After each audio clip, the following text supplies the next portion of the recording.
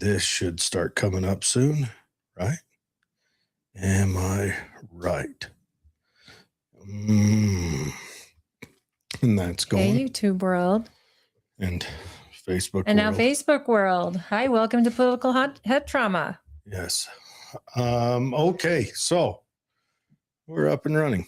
A little bit of slowdown for startup. That's okay. So we have a guest coming on tonight. Just some more of a meet the candidate stuff. We got Anita. Now, okay. Forgive me if I get this last name wrong, but it's Dalrymple is how I'm reading it, but it may be incorrect.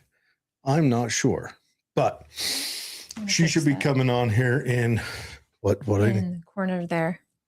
We are, neither one of us are Christina, and I hate to do I can fix that. Yeah. All right. People log on thinking we're Christina. They might be really disappointed. That's okay. Hey guys, we are excited to talk to this candidate running for House of Representatives, District 28. Yeah, she's an offering from the Democrat Party. So I know we don't get a lot of Democrats on here. No, we welcome when they come. So I need that's to tell great. Holly to be nice. Tell me. I love Democrats. What's up, William? Good to see you. Yes, we are. Oh, okay. Sorry, guys. Okay. Thanks, Christina. Yes, thanks, Christine. Christina was just on the shared the thing. It's a thing. It's a whole thing, and hopefully one day we can interview Christina and find out what's going on there. Also, we'd like to thank KMMU because yes. Christina is another one of their amazing folks that is coming a part of the team. I'm assuming, right? And she's a wealth of information. So tune into her show if you ever get to see her. Yeah, anyways, she is a great hacker. So earlier I was on by myself with Brooks Benson. He's running for Senate 11. Had a good message. Go jump on YouTube and Facebook and everywhere else. Little bit of like housekeeping. I'm no longer going to build like a whole thing for just their name and all that. In the title, we're just going to kind of do a meet a candidate thing. Just because I've done that a few times and we've had a few people not show up. So now I've got to go back and undo that or just leave it up and it's incorrect. And so we're just going to do kind of a meet a candidate and then I'll announce our name and then everything we do will be available for them to come and our whole goal, folks, pilfer. Our whole goal is to get to know those folks that want to run for your vote and their reason for running, about the plans that they have when they run, and just about their ideas on issues and certain things. So please type in the comments. We want to read your comments to our guests. We want to be respectful, and we just want to learn. That's what we're here to do, right? Ask questions. I'm here to drink a beer and learn because I'm not on call. So, well, yeah, you finally got a day off. So I'm going to drink water because that's the lifeblood of humanity. But welcome, guys. I'm so happy to see all of you. I have to apologize. I would have loved to be a part of Brooks' interview. Brooks is a great guy, and he's a lot of fun. And I've gotten to work with him through the SEC, and he's good people. Did you enjoy the interview? Yeah, it was a good chat. Excellent. Well, good chat, knowledgeable guy. Was it a 30-minute or how long? Went about 40 minutes. Oh, good. Then you had a good interview. Excellent. If you're running, reach out to Jared or I. You can comment on the video. You can private message the page. Reach out to us. We would love to get you on and invite you to share your message on here. Yeah. So, what was I going to say? Yeah, he came on it real knowledgeable. His time frame and the normal show's time frame wouldn't work out because of his work schedule. So we did a quick one at 3:00. Quite a knowledgeable guy. Go listen to the show. You can hear about what he wants to talk about. We talked about roads and energy and water. That's pretty much what everyone's going to talk about all the time. It's true. That's the future we have. Okay, so Anita's on, and I'm going to ask her how to pronounce her last name. Excellent. It's Dalrymple. 3 round things. Dalrymple. I said Nice. it correct then, right? Yeah, I think Dalrymple. so. Hey, look at me. Oh, Anita, good to meet you. How are you tonight? I'm good. Thank you very much for inviting me on. I really appreciate it. Absolutely. My name is Holly, and you obviously have spoken with Jared, but please tell us about yourself and a little bit about your campaign, if you like. Okay, sure. Thank you. So I was born and grew up in Utah. I graduated from Cypress High School, so very local to the area. Um, I I went to a number of universities within the state of Utah. Graduated with a degree in statistics after kind of bouncing around between industrial design, mechanical engineering, and then landed on statistics, which that's a whole story. And then after the focus of my career has been in quality and regulatory and medical device development. And so I pursued a master's degree in reliability engineering to kind of wrap that into a nice little package. And so that's kind of my background. I live on a small ranch in Tooele County, and I've been here for over 20 years. I love it. I'm very happy here. And let's see, my campaign. That's a whole nother story. I don't know how long you want me to take about that, but that's what we're mostly here for, is for Right. you to Let's hear it. let the voters know who you are. So when they read your name, they know who they're voting for. well, thanks. Okay, sure. So I grew up, because I grew up in the area, I did grow up a Republican. Just that was my family and my neighborhood, etc. And I never really questioned that much. And then my real interest in politics started during COVID. So up until that time, just kind of coasted along with what I had learned as in childhood and growing up. But anyway, then during COVID, President Trump had these daily briefings, which I imagine you remember, where he told us like the latest, everything that was happening. How many people had been affected, what different precautions were being recommended, so on and so forth. Well, my background, like I just mentioned, I did bounce around on my major. I ended up taking a lot of science classes, and what he was saying did not jive with what I learned in school. A lot of it was just really off base, and so that really it prompted me to want to know more about who our president was and what they were doing. And so that kind of launched my interest into politics. And from there, I really got very frustrated with what was going on with that presidency. And to be quite honest, I wasn't really happy about the next one either. And so, but I thought, well, okay, at least things have sort of settled down. And then Trump was elected again. And I don't mean to make this all about Trump. It just kind of ties into how I, became active. But when he was elected again, and some of the things that started developing during that, and especially like immigration and things like that, I thought, you know what is my civic duty? I have always voted in every election I could because I was taught that was my civic duty. I grew up, saying the Pledge of Allegiance, um, always saluting the flag, all of that stuff. And so I voted in every election I ever could. And I thought, you know what? I'm not doing enough. I'm concerned about what's happening, and it's my responsibility to become active. So I didn't really have a plan. I didn't have a direction. I just started watching every kind of news I could get my hands on. And it was actually someone who, I don't know if he still lives in Utah, but he did, Steve Schmidt, if you know who he is. He has a podcast and he does a lot of videos and stuff. And I joined his Substack. And I directly asked him, what can I do to make my voice heard so that my government knows what's important to me, what I think matters, and what I think we should do? And he said, run for office. So that launched it. And I really couldn't run as a Republican because I can't support a lot of what's happening. And so I thought about going independent, but decided that that kind of took my chances to ever being elected to zero.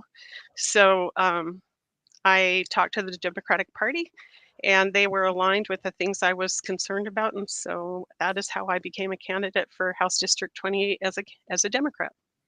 And Wow. lay out what motivations you want to fight against, and particularly as a Utah House representative, how you could carry that fight. Okay, sure. So I did a lot of root cause analysis into the problems that I saw as significant. And let me just explain that in a moment. So what my job is, my career is around right now, is quality and regulatory for medical device development. And one of the activities that I perform very, very often is root cause analysis, meaning I look at a lot of evidence and then I try to trace the tracks back to what is causing the problem, what's really causing the problem, what's not a symptom, but an actual cause. And so that's the things I want to emphasize as I am running for office. And I'll tell you, the first one is corruption. And I will be extremely transparent and open. Corruption is occurring in both parties. It's not just one party. I feel like it's a real problem, because if we can't get that under control, we're going to lose our democracy. And that's my biggest motivation for running, is that, oh, go ahead. No, I love that. I'm wondering, are you thinking on a state level or a national level? Where do you see the corruption, or even a local level? Where do you see the corruption that's gotten you, like, that's your like number one priority? Because I think all Americans are feeling that right now. I mean, that's for sure. Well, I think that kicked off under George Washington, but go on. No, I think you're right that it's pretty universal. Like I said, I've lived in Tooele County for a long time now, and I saw that in the county long before I was ever interested in politics. And in fact, I used to be very active in going to like the the planning commission meetings, because I felt like they were trying to overdevelop the county, which I still think that. And the reason I think that is because of water, not because I don't like people. It's just we don't have the water resources for the amount of population that I think the county wants to push on us and is willing to allow. That's kind of a separate issue, but that's sort of where I first saw that kind of corruption, because frankly, I felt like a lot of times the commission made decisions that weren't based on any logical, scientific, or other reasonable explanation. And, there's always rumors of somebody did this behind the scenes, blah, blah, blah, right? Well, I never pursued that. So it was just sort of a. Do you go feel ahead. like it was corruption that caused that, or do you think it's other motivations?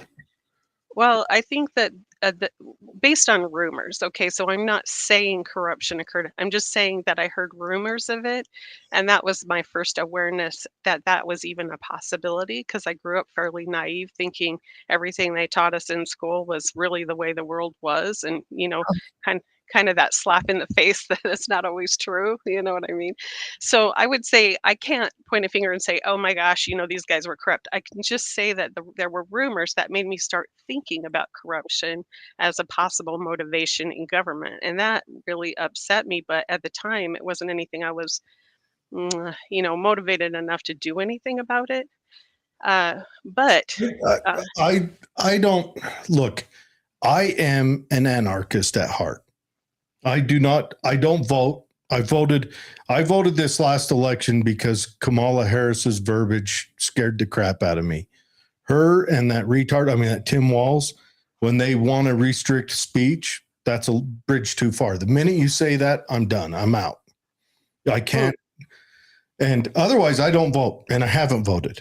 The time before that I voted was Bill Clinton when I was in the Army. That was a little while ago.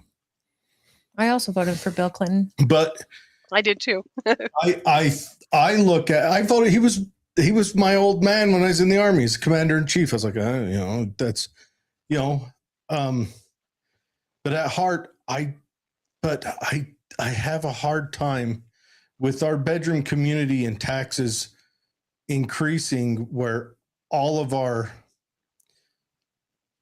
revenue taxes tend to hit on the other side of the mountain. So all we have is a bedroom tax out here. I'm wondering, I lean more that the pressures that our municipalities feel is from that, is that they've got to go in front of their populace every year and raise taxes because they don't get any inherent taxes from sales and everything else when everything goes to the other side of the mountain. You see what I'm saying? We have to make it here in our So county. I think they tried growing the county just like right now, England has this faulty idea that if they raise GDP by bringing in a whole bunch of migrants, because it will raise the GDP. I mean, it lowers the individual GDP for everyone, except it raises the crime rate politicians, but it raises the overall GDP, and it's a Band-Aid. And I think that's a lot of what we see, because that's just a natural pressure that they would feel in that position. It's just my thoughts. And mine, with our county council and former commissioner, that when you said rumors, and I too am running for a seat for the House District 29. So I get ready to be the product of rumors. I've had the ability to sit in on council meetings or commission meetings with developers there, and I'm watching. I used to be an avid attendant and videotape them, so people record so people could see them, because I was baffled at how little people were showing up to these very important meetings. And what I noticed is that when people don't engage, our electeds don't know what the people want. So they're allowed to make decisions. I also watched developers fighting for years on property they already own just to get a right to develop on it, and also to compromise on a lot of their planned development for green space or schools or whatever it is. Not to say they are holier than thou by any means, but I've watched it play out in real time, and I'm baffled at what I see on the socials, accusations made about our political representatives, that they're getting cash in their pockets from these developers. That is not true. I mean, I know these people personally. They're not wealthy by any means, and they benefit in no way other than smart growth or the ability to keep the taxes lower by having more people. But at the same time, they're carrying that weight, and so will you if elected. Carrying that burden of the need for schools, the need for lower taxes, the overreach that's going into each and every one of our pockets and the homeowners' pockets. Education is terrible out here, as you may know.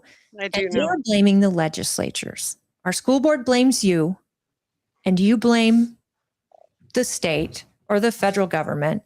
And meanwhile, our local electeds are getting all the blame if that tax goes up even a percentage. I think you bring up something. Gets the most. Oh, sorry about that. Go ahead. No, I'm sorry. We tend to just jump in. Please forgive us. No problem. I think you brought up a lot of really good and important issues. Really, that kind of takes me to my second point of what my campaign's about, and that's transparency and accountability. So I think to your point, people getting blamed for things, if we had some better transparency to the public about what's happening, either we get rid of bad rumors or at least reduce them, or we understand why things are happening, or we have better insight into how to contribute our perspective, etc. So I think that's the other important thing. And I'll just add, just because it's related, I have three main points, and the third one is finding better ways to use technology for better governance. Making it easier for people to find information, have information, actively participate online, real-time feedback both ways. I think there's a lot of possibility for that, especially when we're, in this we're in a boom of technology with AI and all sorts of new developments in online technology. And And specifically, I think one thing that we lack right now is user-oriented interfaces. So we might have a lot of information online, but it's so hard to find, I think, a lot of times. And so that's my other big point. I think with those three things, we at least have a better system going, and then we can go from there. Can you paint a picture of a user-oriented interface for me? Sure. I'm sure you've experienced this.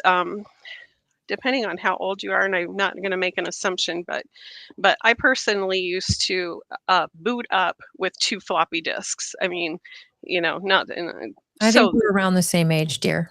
yeah, okay. So so now, you just push a button, it boots up for you. So we've gone through multiple iterations of how you turn on your computer and actually get to interact. Another big difference was we don't have to type command lines anymore. We have Windows, just click and it goes through, right? Okay, well, things can be easier even than that. So when we go, so for instance, if you go to the Lieutenant Governor's website and you want to find out about your representative, you have to go through a bunch of menus to figure it out and get there and be able to pull up their voting record. What I'm suggesting is there's got to be easier ways where you could just maybe the menus are easier. Maybe there's an easier search option, things like that. And I'll tell you where my background is on this is that so years ago I worked for I hope it's okay if I just say their name because I don't want to have to try to dance around it, but I worked for Boert Longyear, and they are a manufacturer of drilling bits for huge drilling equipment. What do you say? It's I can't think of the word, sorry. But anyway, That sounds so boring. No, my brother's a driller, and it's funny because that is it's a very big company, and they do bits for everything, I believe. Those big diamond bits, yes, they're exactly. pretty exceptional. They can drill through rock and land, and they can drill for water, oil. They can drill through anything. Right. So what they hired me to do was to come in and help unify their worldwide engineering group. So what would happen is one group would change some specification on a part, but the other groups would never get that message. So then a buyer would order it and maybe not get quite what they expected, depending on which group they had been working with. So they wanted me to help design a system where the engineers are all making changes in sync. Then after doing that, I had to help work with a programmer to design training and then an interface to the actual engineering software that would allow all the engineers to easily understand what to do. So we designed this sort of as a flow chart kind of a interface so that, okay, first you have to input this information, it would kind of flow you to the next thing. Well, that's not a given. We kind of think of that as a given now, I think, in a lot of our software because it's been developed over time to be sort of uniform, but it wasn't then. And so what I did was I'll bore you with a little geeky information. It's called CPOC, where you flow chart your supplier inputs, outputs, customer. You go through this process, and we had to test at every step. Did the engineers that spoke other languages understand this flow? Did they make mistakes? If they did, it was our fault because we didn't design that interface to be easy enough. So anyway, I think that kind of programming perspective would make a big difference in interfacing with government. With right now, we're expected to search through a lot of pages and even think about if you have a question on a tax form that you need to file it, but you can't figure out what you're supposed to put in box A. That's the kind of thing I'm talking about this. Do you see what you just described sounds like what AI is doing now? And AI is developing systems based on the owner of said AI or whoever's using it tells it the commands it needs it to do. And then the AI develops a system that can merge and all of that. And I'm with you because one thing COVID taught us is that we can do a lot of stuff virtually. And 2026, it feels like, we've said this a lot. Our electeds should be camered up. I'd be fine if they were all wearing body cams, and I'd also be fine if they were able to vote from anywhere in the world. Yes. instead of having to be there. And I'm talking a lot of federal. I mean, I'm up at the Capitol. I see our electeds up there, and I can talk to them, especially ours. Nicolene Peck, Bridger Bullender, they're very accessible.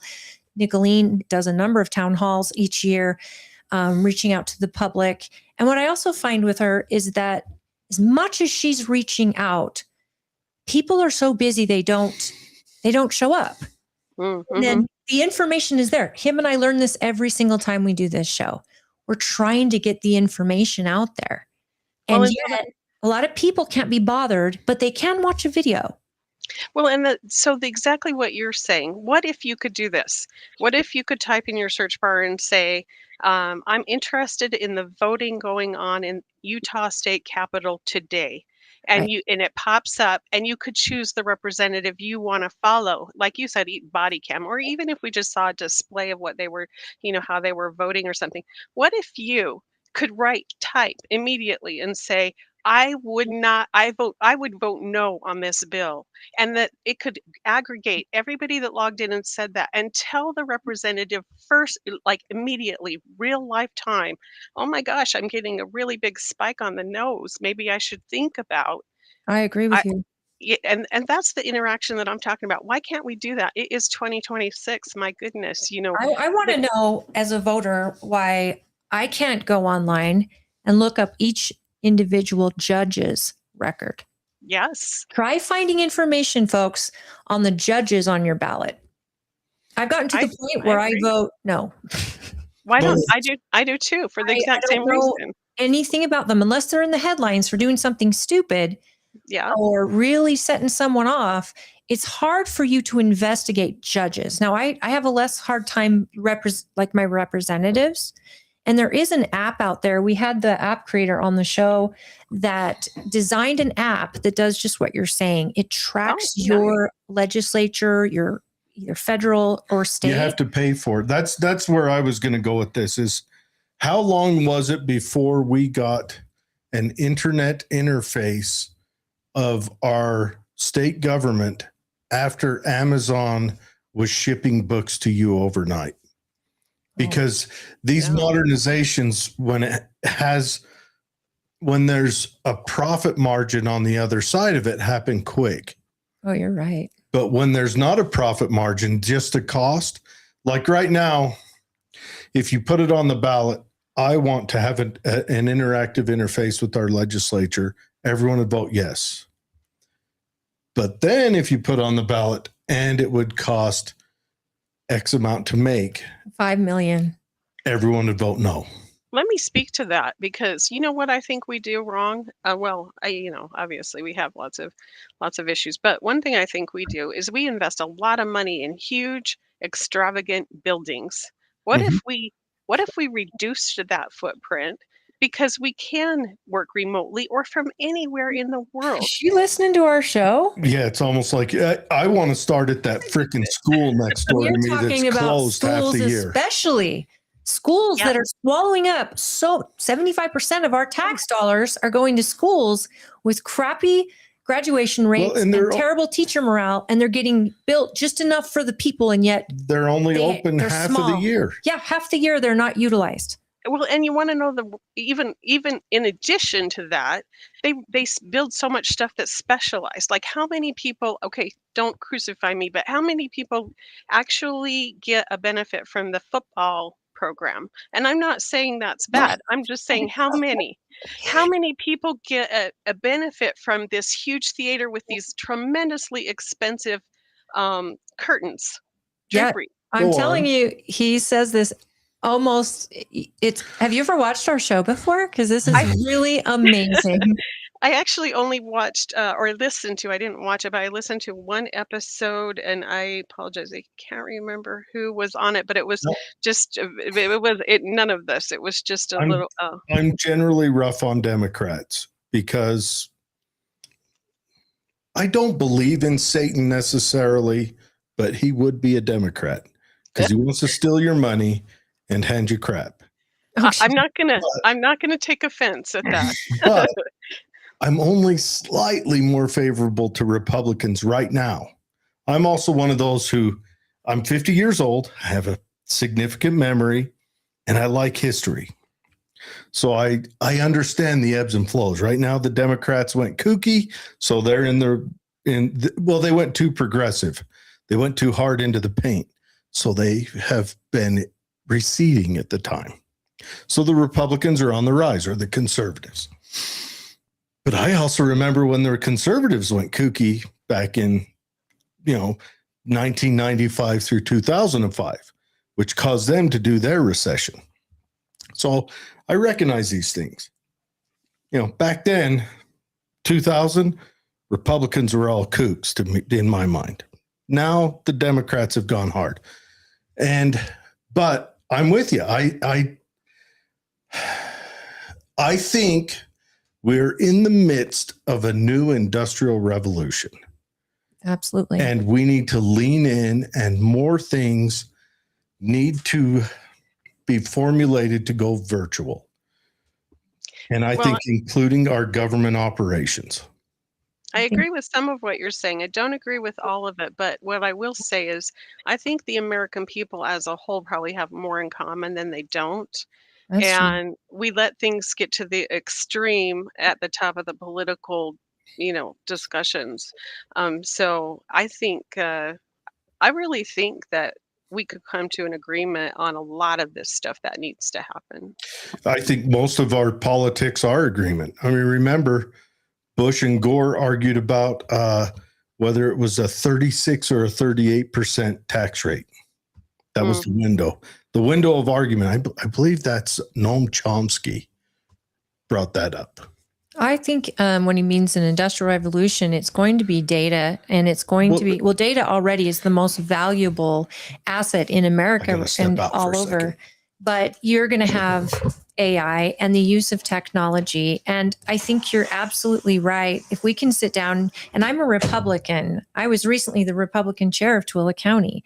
Oh, well, congratulations for having done that. I love talking to Democrats because, if anything, especially Utah Democrats, if anything, they understand also there's a value and a moral issue that is happening in the world, and that we do not have a republic without a moral people willing to follow the Constitution and things like that. When we're getting into technology, we're in uncharted ground here. As far as constitutional, is it not? What's acceptable? What's privacy anymore? Right. What's searchable? What isn't? What's how come we can send Martha Stewart to prison for insider trading, but we can't investigate our own Congress, our own Senate, who have become millionaires in less than a few years on both sides of the aisle, I'm sure. But I agree. I would love why I say body cams, and this is so true, because I could see a reality TV show on C-SPAN that just picks a senator and follows them through a certain week, and they're body cammed up. So you get to see their meetings when they're with their team. You get to see meetings when they're with the lobbyists that are wining and dining them. You get to see their meetings when the president or the president's representative is in there telling them the White House version. And the thing is how many Americans would watch it? I would be the huge nerd watching it every time. Yeah.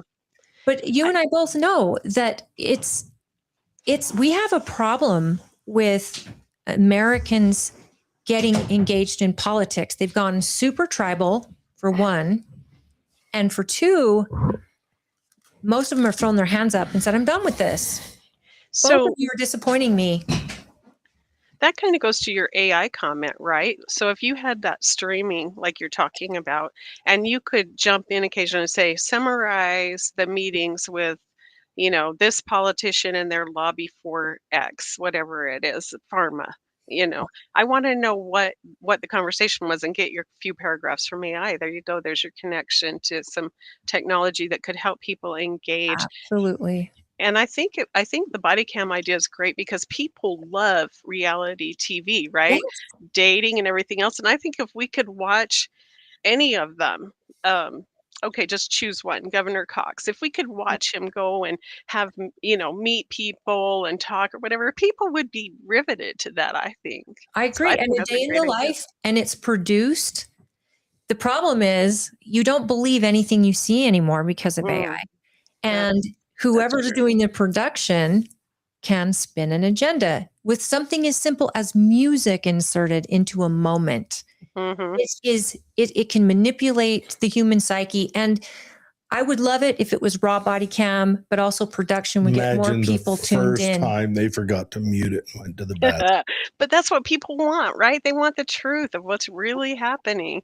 I want to just jump to one side comment, if you don't mind, because it sort of relates to what we're talking about. But Robin Williams years ago made a joke about it's too bad politicians don't wear jackets with their sponsors the same way NASA does. I'm sorry, NASCAR. So, yeah. Yeah. And So I true. actually thought about doing that because I have a pink jacket similar to this, but pink. And I thought, you know, why not write with Sharpies? Who's paying for my campaign? I think that would be great if every politician had to be that transparent. But maybe with AI, we can get more of that. I think that when the Republican did that, what is it, people's vote thing? What was that called? I don't know. Where it allowed corporations to donate money as if they're People. I think that Citizens was United. Citizens United. Thank you. That Mhm. was a huge disservice, and it bit the Republicans in the butt over the last 20 years. Since the Republicans did it, the Republicans have lost, but now they're coming back because the Democrats, when you're in ascension, you get kooky. You do crazy stuff to protect yourself and enrich yourself.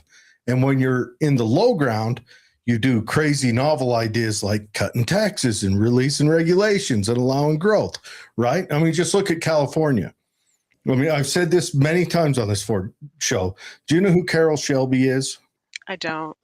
The man who made the Shelby car. The Shelby Mustang. The guy, Okay. that show, he's played by Matt Damon. Okay. Race car show, whatever. Anyways, he moved from Texas in the 60s to California because California was libertine and he could build race cars there. No car company is staying in California anymore because California went crazy. And they start when you're at the top, you start regulating more and you start gathering more power to yourself. And I think the Democrats over the next 10 years are going to learn that lesson and they're going to become sensible. And we're going to have a magic window where both parties are as sensible as they're going to be, right? Picture 1994, right? Everybody drift back. Oh, it's a beautiful time, right? Government wasn't kooky. That's that window, right? Right now, we're in this crazy time. It's going to come back down. The Republicans are in ascension, and then they'll start getting a little crazy, and the Democrats will hit the bottom, and then they'll meet in the middle. It's a pendulum. And we'll start having like fun times again for about 3 years. Can I just add on that corporations thing? What we saw with Kamala Harris's campaign, when you're getting over $1 billion, look at the expense of these campaigns over since that was passed. You could, back when you had to get it from regular kids or regular folks to raise your money for campaigns, and there were strict limits. Now with PACs and with corporations and all of that, now we get campaigns in the $1 billion range, and it's unbelievable.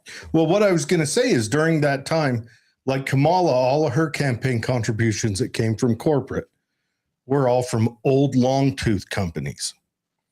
And Trump's campaign came from these new modern companies that aren't protecting themselves. They're trying to, break through different ceilings and barriers. But the old long tooths, they want Kamala because they've already met those regulation compliance.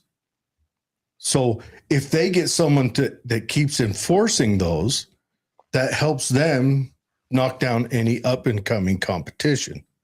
Where the new guys, they want to lessen regulation so they can go crazy.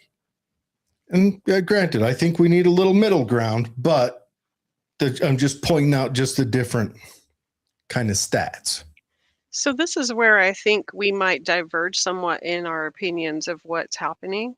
So we do agree, Citizens United opened the door for some really terrible things. And to me, this comes in the corruption area of what I've been talking about. S- but you're right. What it did is it pushed the amounts campaigns cost to the point that the average American cannot actually afford to campaign. And I'll just tell you my exact story. I wanted this, to get involved.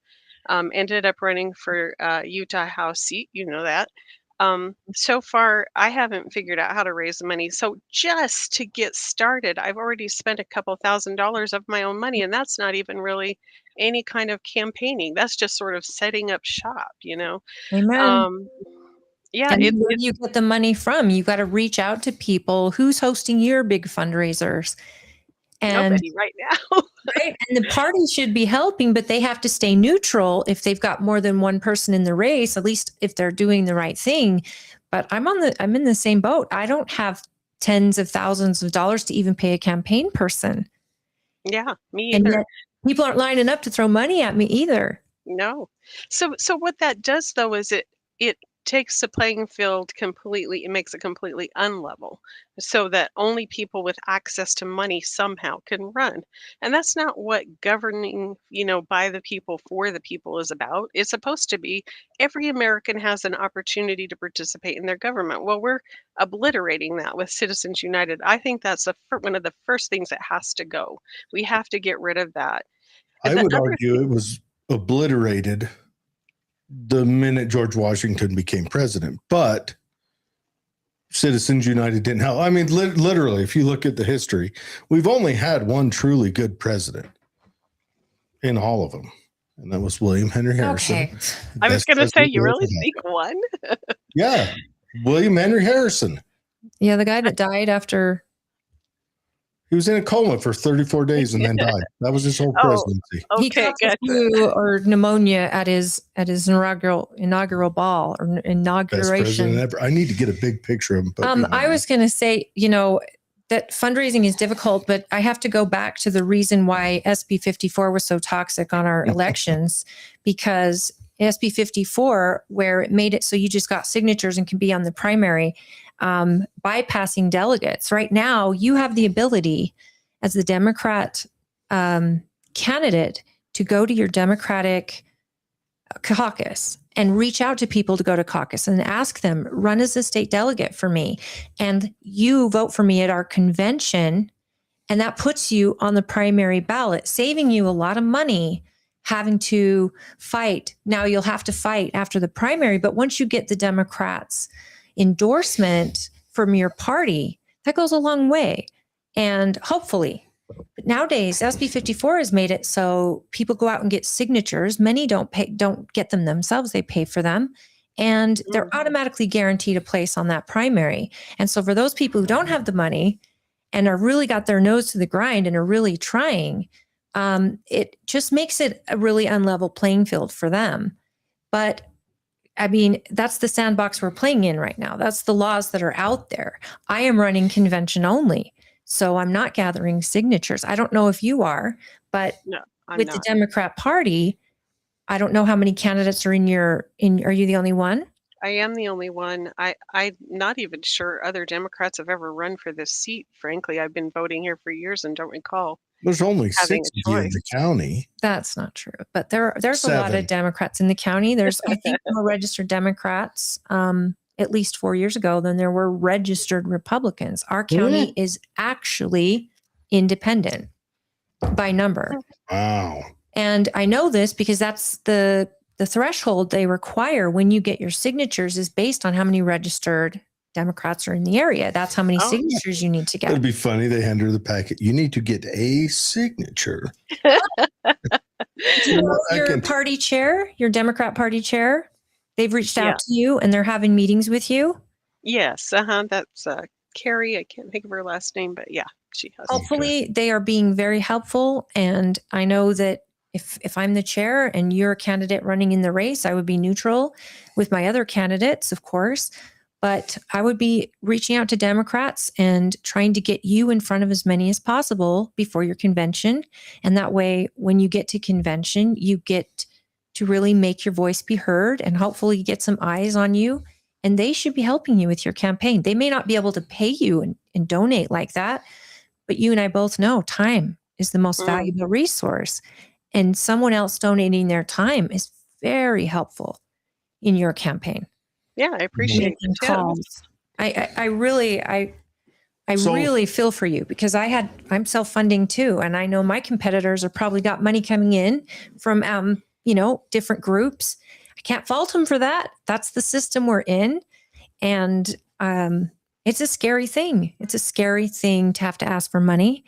And it's a scary thing to take people's money who are hardworking taxpayers and ask them to give it to you so you can buy a sign or two. But you want to vote, you want to be there and represent those people who need a voice at the state. Yeah, and that's a good point. Representing people, I think it is important to listen to constituents. But another issue I've found is it's not only important to listen to people, it's also important to understand the underlying issues so that when they say, I want this, but they say, but I want you to vote this way, that you're not inadvertently undoing what they're asking to do. I think that's a little complexity that we don't really talk about very often. That's the thing that I learned also in my engagement with politics is that candidates can promise all day long, especially new candidates. They can be a new dose of reality. Here's what we need: accountability, transparency. We need this. We need to promote this and this. Then they get elected. Then they get the rest of the story. Mm-hmm. They get behind closed doors and they realize what the budget is and what you have to remove in order to improve and what you have to change. These things are difficult things. And then you've got the weight of that on you and you realize I cannot keep my promises. And yet I want to be transparent, but there's some things you can't share with the public per se regarding boring, line by line. What you hope is they'll show up to your budget meeting and understand when you're discussing budget that this is why we're voting. But how many actually do that? They don't. And then you get somebody on Facebook who talks about how you're overspending on this, this, and this. And yet, no, I'm maintaining what was already chosen. I just wanted to add this program that I promised in my election. And we had to cut a couple of programs down a bit. We're trying to save them. That's politics. That's why I say I hope that you're prepared to be part of that rumor mill, because you will never satisfy everyone, of course, but it's hard to inform people who don't want to be informed. I have found that out. I thought, if I stayed on Facebook and had conversations with people about my position on things, not to promote my campaign, but to actually just try to make, educate or at least provide some perspective that maybe people haven't thought about, stuff like that. And I get the most horrific pushback. Like, people don't even engage in the conversation. They just start calling me names. And so it's been a real eye-opener. I'm very used to that myself. Facebook's a good time, isn't it? Oh, yeah. The worst of humanity is on the socials. And I can't believe, there are people who have said things to me on type in Facebook, and I see them in public and they would say nothing. They would never say that to my face. And I've even approached them and I'm like, I thought you would approach me and tell me what a rancid, beast I am, because that's pretty much what you said about me on Facebook. And they're embarrassed, as they should be. But that is where we are right now. These people are unhinged and they're tribal, and they don't want to hear from a Democrat when they're in this camp. And Democrats don't want to listen to me because I'm a Republican and I get the same thing. And yet, if we all just sat down and had a conversation, look at the things we can come to terms with at the same evening. And you're a delightful person, huge nerd, which I adore about you. And the thing is we can find common ground. Absolutely. Because we love this country. We love our county. We love our state. That's absolutely accurate, and that's why what pushed me into this is I love my country. I literally thought about, should I just move to Canada or something to not have to deal with the current, political just Is it firestorm. is it that bad though? It is to me. Canada is collapsing. One, Canada eliminated free speech. That's a bridge too far for me. I Are already you told you sure? that. Yes, they did. They wrote it into law. They're eliminating gun ownership too. Gun ownership's been eliminated, but they eliminated free speech. You cannot speak your mind in Canada. You can go to jail, right? Well, so that's a bridge too far. And then their housing market. Where our housing market is rough, theirs is apocalyptic. Because I don't need to go into calling people names, but the suicidal empathy is suicidal.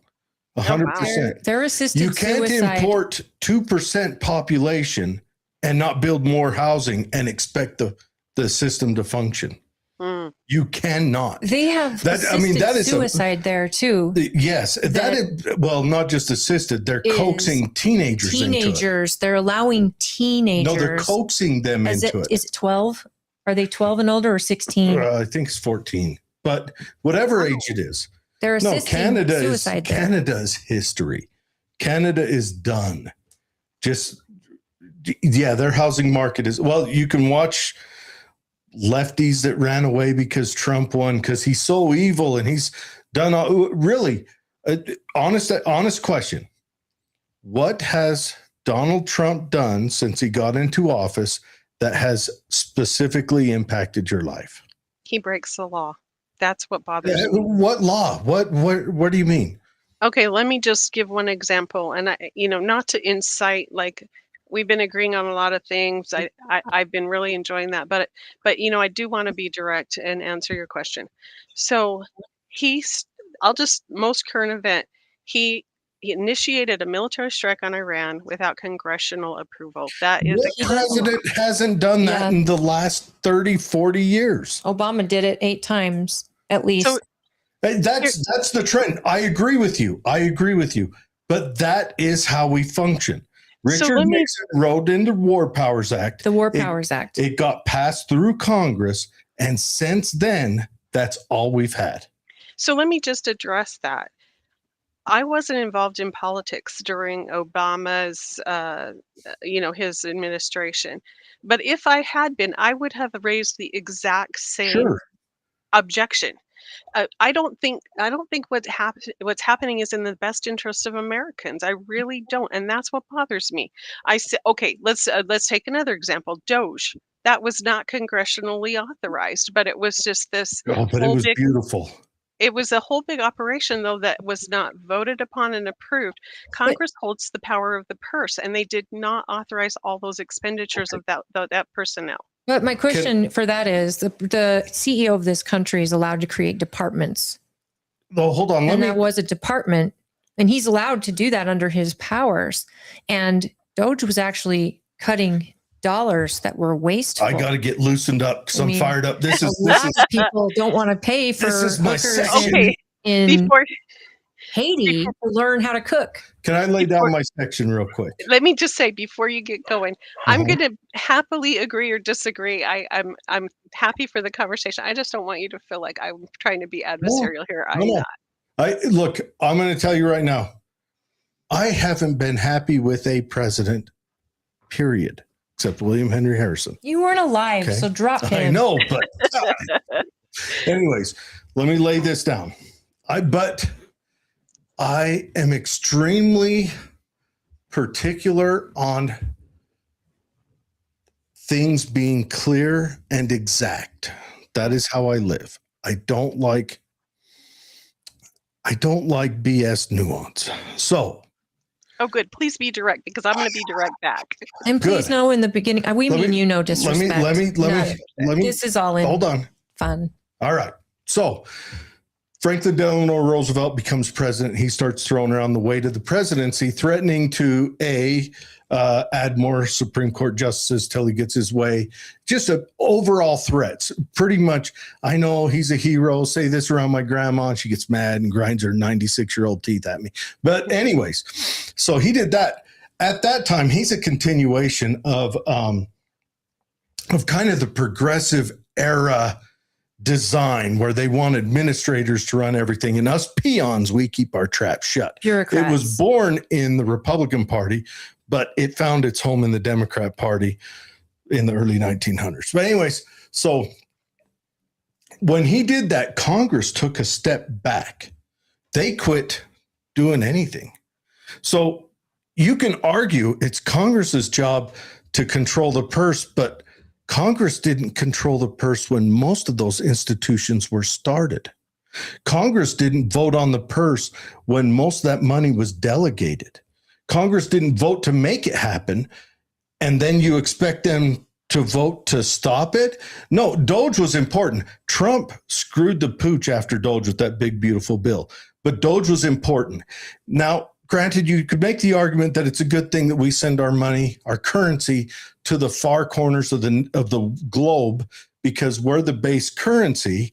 And as the base currency, we want our money spread around so that people are more prone not to walk away from it. Because the minute they do that, our world falls to crap pretty quick. But it's kind of rough when not only are we being taxed at what I would consider a pretty extreme amount as a poor person, one Cradle of the to poorest, grave. but also we've got the invisible tax by them taking debt out in our name and our children's names. So yes, Doge needed to happen. Trump screwed that in the end, but it needed to happen. USAID, one, was taking our tax money that was taken from us at gunpoint, basically, and turning it around and putting it back into socialist means in our country, which were, again, for a person like me who is complete liberty person, to have them do that, to have them point a gun at me, take money and turn around and put it into something that would completely dispose my way of life. You see what I'm saying? And go against your values. It was gross. It was disgusting that revolving door kept happening. So Doge needed to happen.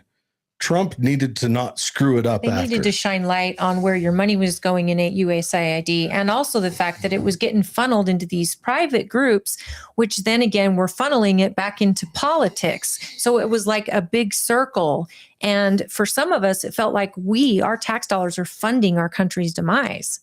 Do you know, I agree. I agree to a large extent with a couple of those points. So I'm trying to keep track in my head. I'm not taking notes here. Yeah, go ahead. But okay, so your point about taxation, I agree that we should have more transparency in how we're taxed. We're taxed on our income. We're taxed on what we spend. We're taxed on what we don't spend or buy or any. We already own our homes and we pay taxes every year that go up. Right? We're taxed unrealized gains on our homes. We're paying for unrealized gains of our homes every single year. Yes. And so I agree. That's a place where the light could shine, some transparency on how much we really pay in taxes. I 100% agree that we have an unfair system when it comes to taxes and that it's a little extreme on how much tax we pay. I mean, we say we pay whatever it is, 25 or whatever percent we end up paying through income tax. But then they don't consider all these other taxes we also pay. We cannot do anything without paying a tax. Okay, we agree. Second thing, as I mentioned, I've worked in quality. I have been a quality engineer and found root cause time after time after time. So I agree with you that we needed to shine light on the waste in government. However, what I don't agree with is that Elon Musk and his team was actually qualified to do it, because as a quality engineer, what I saw them doing was appalling, just going in and shutting down. And that's not how you find waste in a process. What you do really, okay, I'll just be I mean, what should have happened? I mean, yeah, let me tell you. So in case I ever get my hands on the powers, I can make it happen. Yeah, let me share, because I can tell you I've done it. So if you've ever heard of Edwards Deming, he's one of the big starts of the quality the whole quality movement in started in the 30s, but 40s. It was after World War II, around the end of World War II, right? And it all started with statistics, believe it or not. Quality control is a statistical process. Control is how it started out. Every time you say that, I hear lies, damn lies, and statistics. Well, I don't remember who said that, but I'll tell you what, the math Mark does not Twain. lie. Oh, was that who it was? Well, so no, I get it because you can lie with statistics, but what I will tell you is I don't, because I take my professional reputation way too seriously to ever present something that was not what the math is truly saying. Okay. So, but anyway, there's a But whole if it system. comes to government, doesn't that pervert it? Because your professional reputation would be trying to keep your job, so you're going to make the statistic reflect whatever the government wants Or to whoever's see. in office at the time. Well, that's like a whole other problem, right? Because it's a character problem and not a mathematical problem. So for me personally, I know everybody says they're honest and whatever, but I can't afford to lie because I need my job to pay my bills. So people need to know they're getting the real But answer. that's why they would, for government, they would be the opposite. Yeah, Because right. government, I can see what you're saying. government really doesn't work on meritocracy. I don't know if you've noticed. No, I 100% agree, and it's shocking to me. Really, I was too naive when I was younger. Yes. But anyways, go on. So how would you have done it? Because So I like the way Doge did it. I like kicking the doors in and saying, you guys have robbed the populace for long enough. You have betrayed their trust for long enough. Get out. Well, I think he went into the program. I don't think he went far enough. No, I don't think they went far enough. I would either. have liked to have seen bread lines. I'm not kidding. Oh my goodness. So this is where that is actually not what works to improve quality. What works, and I'm going to use manufacturing because I think we can at least talk about that with that, and then we could switch over to politics. But this is what would happen if so, and these things have actually I've done this, and I can tell you I worked on a manufacturing line at BD in Sandy, right? They called me in. They were setting up a new automated system. They were having a lot of parts fail during inspection, and they needed someone to come in and figure out what was going wrong. So I didn't go in there and shut things down. What I did is I talked to every single operator, and I didn't just talk to them. First, I asked them, will you teach me your job? And so I learned from them, but I was doing two things. I was learning what had to happen, but I was also learning how they did it. Right. And so then I would, after I did that, I went through each step. I learned every station of that automated production line. Not only did I learn the system and learn what the people that worked on it did, I asked them their opinion of what was going wrong. So I listened to them. In addition, with permission, I would get in a machine, like open a machine, look in to see what is the real process that's happening. And that's the start, is really understand the system, not just go in and shut it down, but understand what's going on, because then you you can say, okay, when we have a failure, we find it at this station, or this operator saying it's hot every time the machine shut down, or something like that, right? So you pay attention to what's happening, you learn the system, and then you start to get a sense of, okay, looks like probably where we need to do further investigation. And I see that's the part that really bothered me about Doges. Like you're saying, they went in and just shut things down, but really you can't understand what's going wrong by doing that. All you're doing is just putting a wrench in the works and shutting it all down. And I'll just end. When you're finished, I would like to say something. Okay, I just want to say that what I found out, without going into a ton of detail, but what I found out is actually it was one of their photograph stations taking a picture of the finished part to either reject it or accept it, was actually misreading the tray the Oh my parts were goodness. sitting on. Yeah, so it's like the problems don't necessarily have to be some big entangled thing. Sometimes it's a simple thing that you can put a very small effort into solving if you put the big effort into understanding the problem.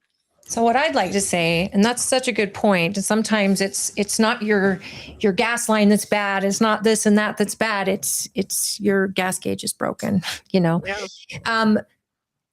When Trump was elected, it was a mandate election, taking both House and Senate and his presidency. And he ran with the notion that we were going to have a Doge and Elon Musk was going to oversee it. Why does he have any relevance? Elon Musk is the richest man in the world.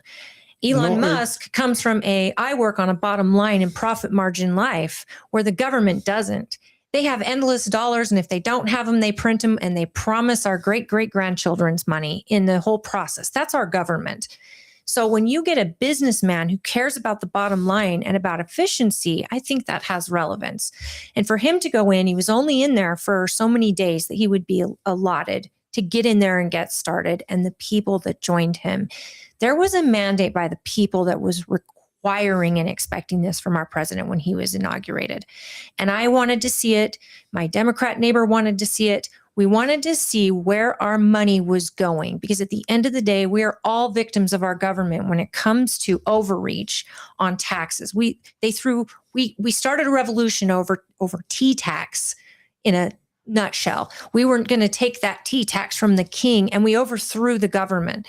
Here we are, taxed cradle to grave. Cradle to grave. There's even death tax that some people are trying to bring back to where if you make anything, they want to take it, especially big ranches and establishments like that. They want to tax a business because the owner died and the family's inheriting it. They don't want any more Waltons who become the richest family in the world. It's like they're pulling the ladder up behind them. And it doesn't matter how they vote.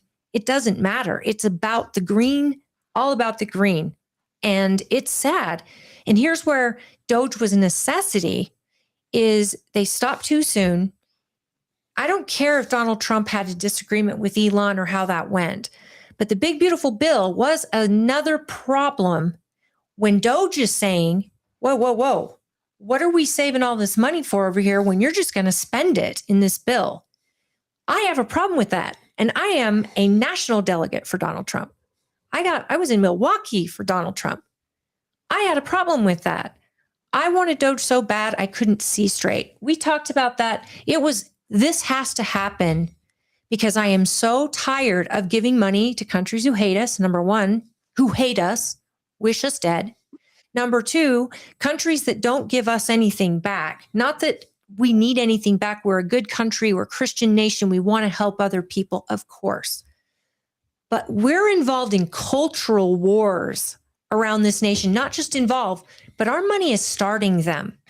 Why are we trying to get kids to transition in cultures like in the Middle East, in Pakistan, where it'll get them killed? It'll get them killed. Why would we be doing that? They weren't really doing that. That was the smokescreen. They said they were doing that, but that's the money that came back here and revolved into socialist systems here because our government, and surprise, surprise, our government workers, our bureaucracies has been invaded by socialists. They have been invaded by people who like the new mayor of New York City. People with that idea that it's been invaded by that, and it's a natural thing. The schools got invaded by that.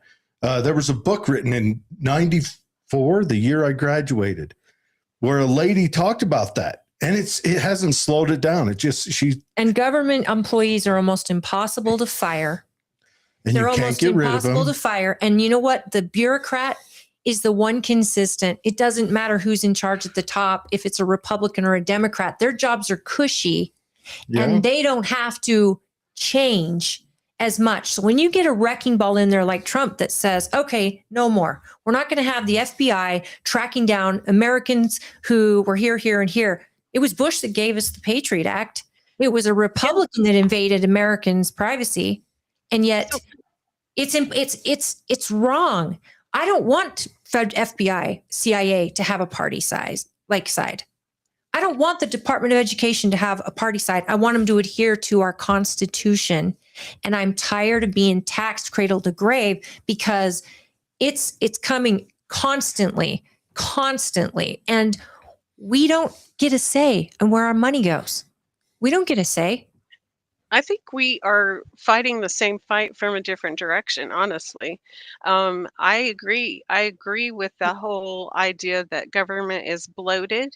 I agree that we need basically that process to go through and make sure we're really getting what we're paying for it. 100% agree. I just don't think Doge was qualified to do it, and I don't think they did quite the right job, I don't honestly. know what would be qualified though. That's my You need question. you need some people that are trained in this process, and those okay, let's just Oh, go back. hold Or on. So, okay, what Doge used was, um, well, mostly computer people because most of the work they did was on the computer side. IT, It was computer forensics was most of their job. follow the money.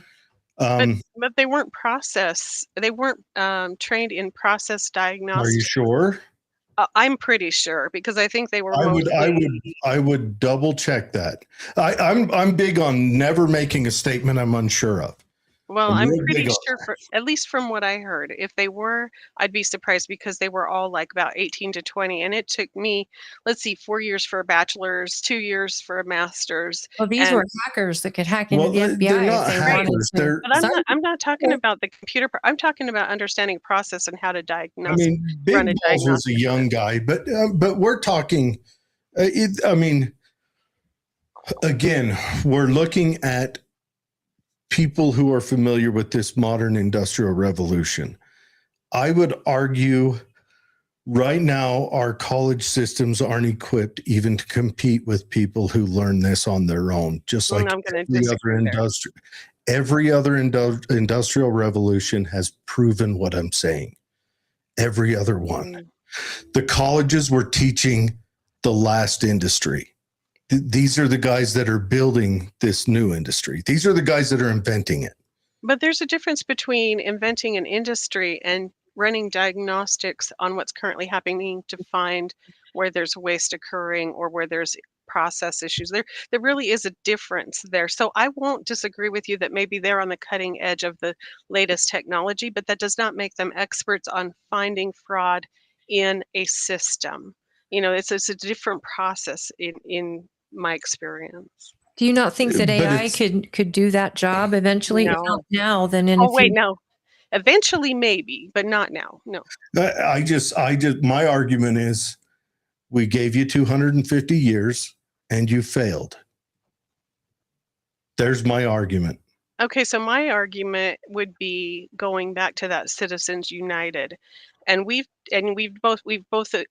all agreed that it doesn't seem to matter which party the president's administration is, we still see abuse, right? Different things Mhm. happening that it should not be happening.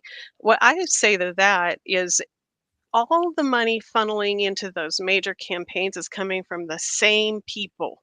So guess who's calling the shots? It's not the Republican or Democrat, party and their ideology. It's really the billionaires who are pumping money into the system because if you look at it, You mean like and a just like, shadow government? huh? Like a shadow government? I Because don't. there I, are ideas that it is the wealthiest that live among us that are really running our government. right. Every Think about it. government Now is an just think oligarchy. That about is a it. law. Yeah. That is a You think physics, since not just a when law. does the president of the United States advertise cars, right? What's he doing? He's helping his donor, right? Well, I mean, okay, and I'm not talking about party here. I'm you make talking a good about. point, but it's His happened many other times except with laws. Remember Cash for Clunkers? Yeah, I don't, sorry. You don't that remember was Cash for Obama's. Clunkers? I really wasn't. I Uh, was not Well, hold on. political Let me before flow this. through. advertising electric cars, Let me flow environmental through this. cars. So Cash for Clunkers, Obama went in and put our money to have older cars crushed, right? Okay. Now I don't know if you've bought a car recently, have you? Yeah, actually about a year and a half ago. And was it a reasonable price? I felt like it was kind of expensive, but Do you? Now, Yeah, they're like now I want you to compare the same car 15 years ago.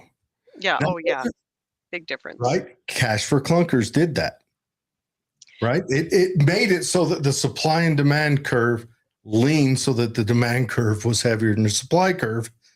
made everything It more made expensive. cars $50,000 now. You basically. don't just advertising a car. Yeah, it's the guy is a showman, right? And I don't want to have to stand up for Trump. Crazy notions keep making me stand up for him. Well, you don't have to I for my want to sake. dog him for stuff that I feel he's done wrong. But I'm one of those guys who likes to dig into weird history, right? The history that normal people cringe at. I respect that. You know, I like to dig into that stuff. And I'm a maintenance mechanic in industry, so I also understand your field. Except I'm the guy who goes out and finds that hot part and swaps it. But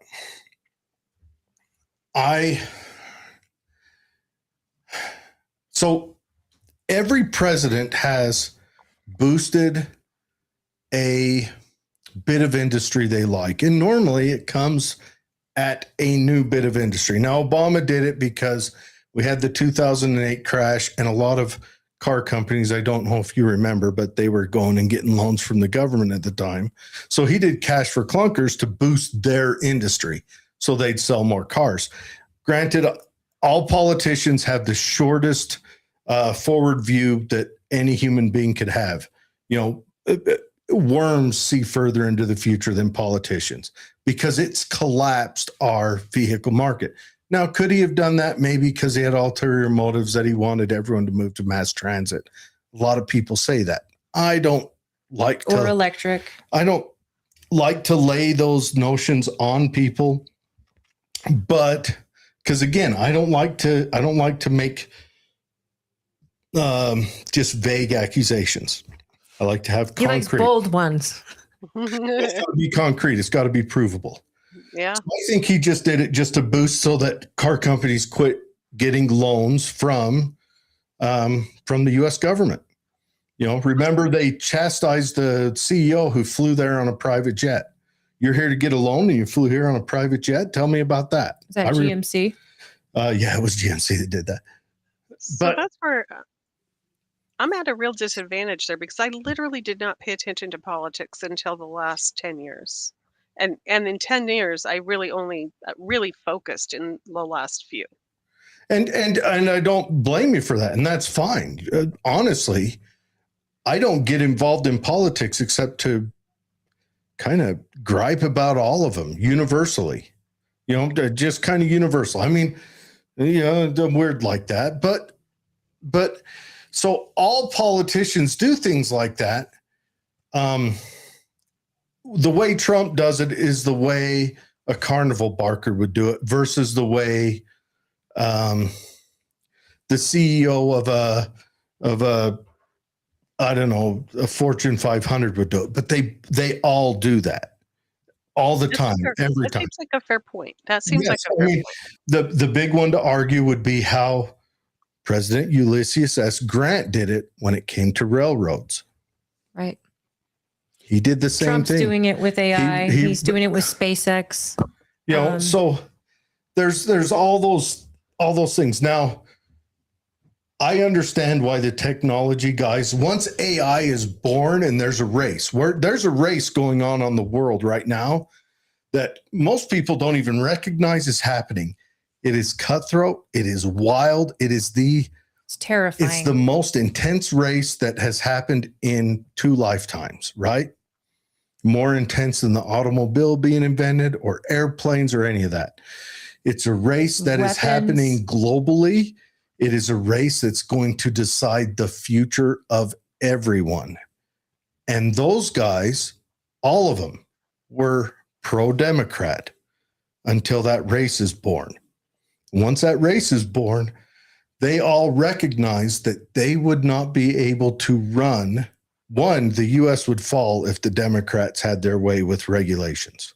Fascinating point, because I would have said the exact opposite. They would die. Elon Musk was a big Democrat. Elon Musk gave money. How about Zuckerberg, the bald guy that runs Amazon? All of them Democrats until this very last election. Well, that's to do with regulation, though, right? They don't want to have to protect people's privacy. It's the AI race, though. The race isn't just between them. It's not Zuckerberg with Meta and Elon Musk with Grok. And Alphabet with Google. Yeah, it's not just that. There's 5 or 6 in China. There's a lot Yeah. in China. There's a couple in India. China doesn't have regulations like This the is a United global States. race. Well, so And so they don't just stand to lose to each other, because if it was just over here, they could probably work within regulations and compete within our umbrella. The smart AI But is they're not gonna be competing globally. controllable And I'm once not it gets out there. justifying them. Don't mistake me for justifying. I'm just pointing out the historical moment where we stand. but the terrifying part of it that I think a lot of people don't understand, because I agree with you that it's terrifying, but the reason regulation is so important, and I understand we can't regulate China, I get that, but the reason it's so terrifying is because, you know what? AI it's a statistical model, and I know they build in all these algorithms, but it started out as neural networks, which is this part of statistics courses, right? Yeah. Where you make a decision at all these different points, and the thing that makes it workable as AI is how fast your computer goes. But you're making a decision at all these points. But what people don't understand is at every point it's saving that data. So if you say, my name is Anita Dalrymple, and I'd like to know about some foot disease or something, I'm just making something up. So I have some health thing I'm concerned about, and I put it in there. As part of that algorithm, the system has to save every bit of that information. So then when I go to my insurance company and want to get some special foot insurance or something, and totally making this up because it's ridiculous scenario, and then they say, no, we won't insure you for that because our database says that you have a pre-existing foot problem. We're never going to insure your feet. That's the kind of terrifying that makes me want some kinds of regulations to protect people's privacy. That's what Elon Musk has been fighting for over this whole AI thing, is that it has to be regulated, because on the other side, they want to set it free and own it. The other side. And that was the big argument in Democrats? court. No, the other AI companies, the birth of these AIs coming I out. see. And Okay. and Elon's like, we can't have this thing going willy-nilly. We got to have moral controls on it. There's got to be, you can't have an AI coaxing a child to kill themselves because the child makes a great argument. Right. You can't. I think you guys are arguing for the fast internet search machines with the AI they are developing. No, they knew AI is smart AI. It's training This itself. thing that we're calling AI is not AI.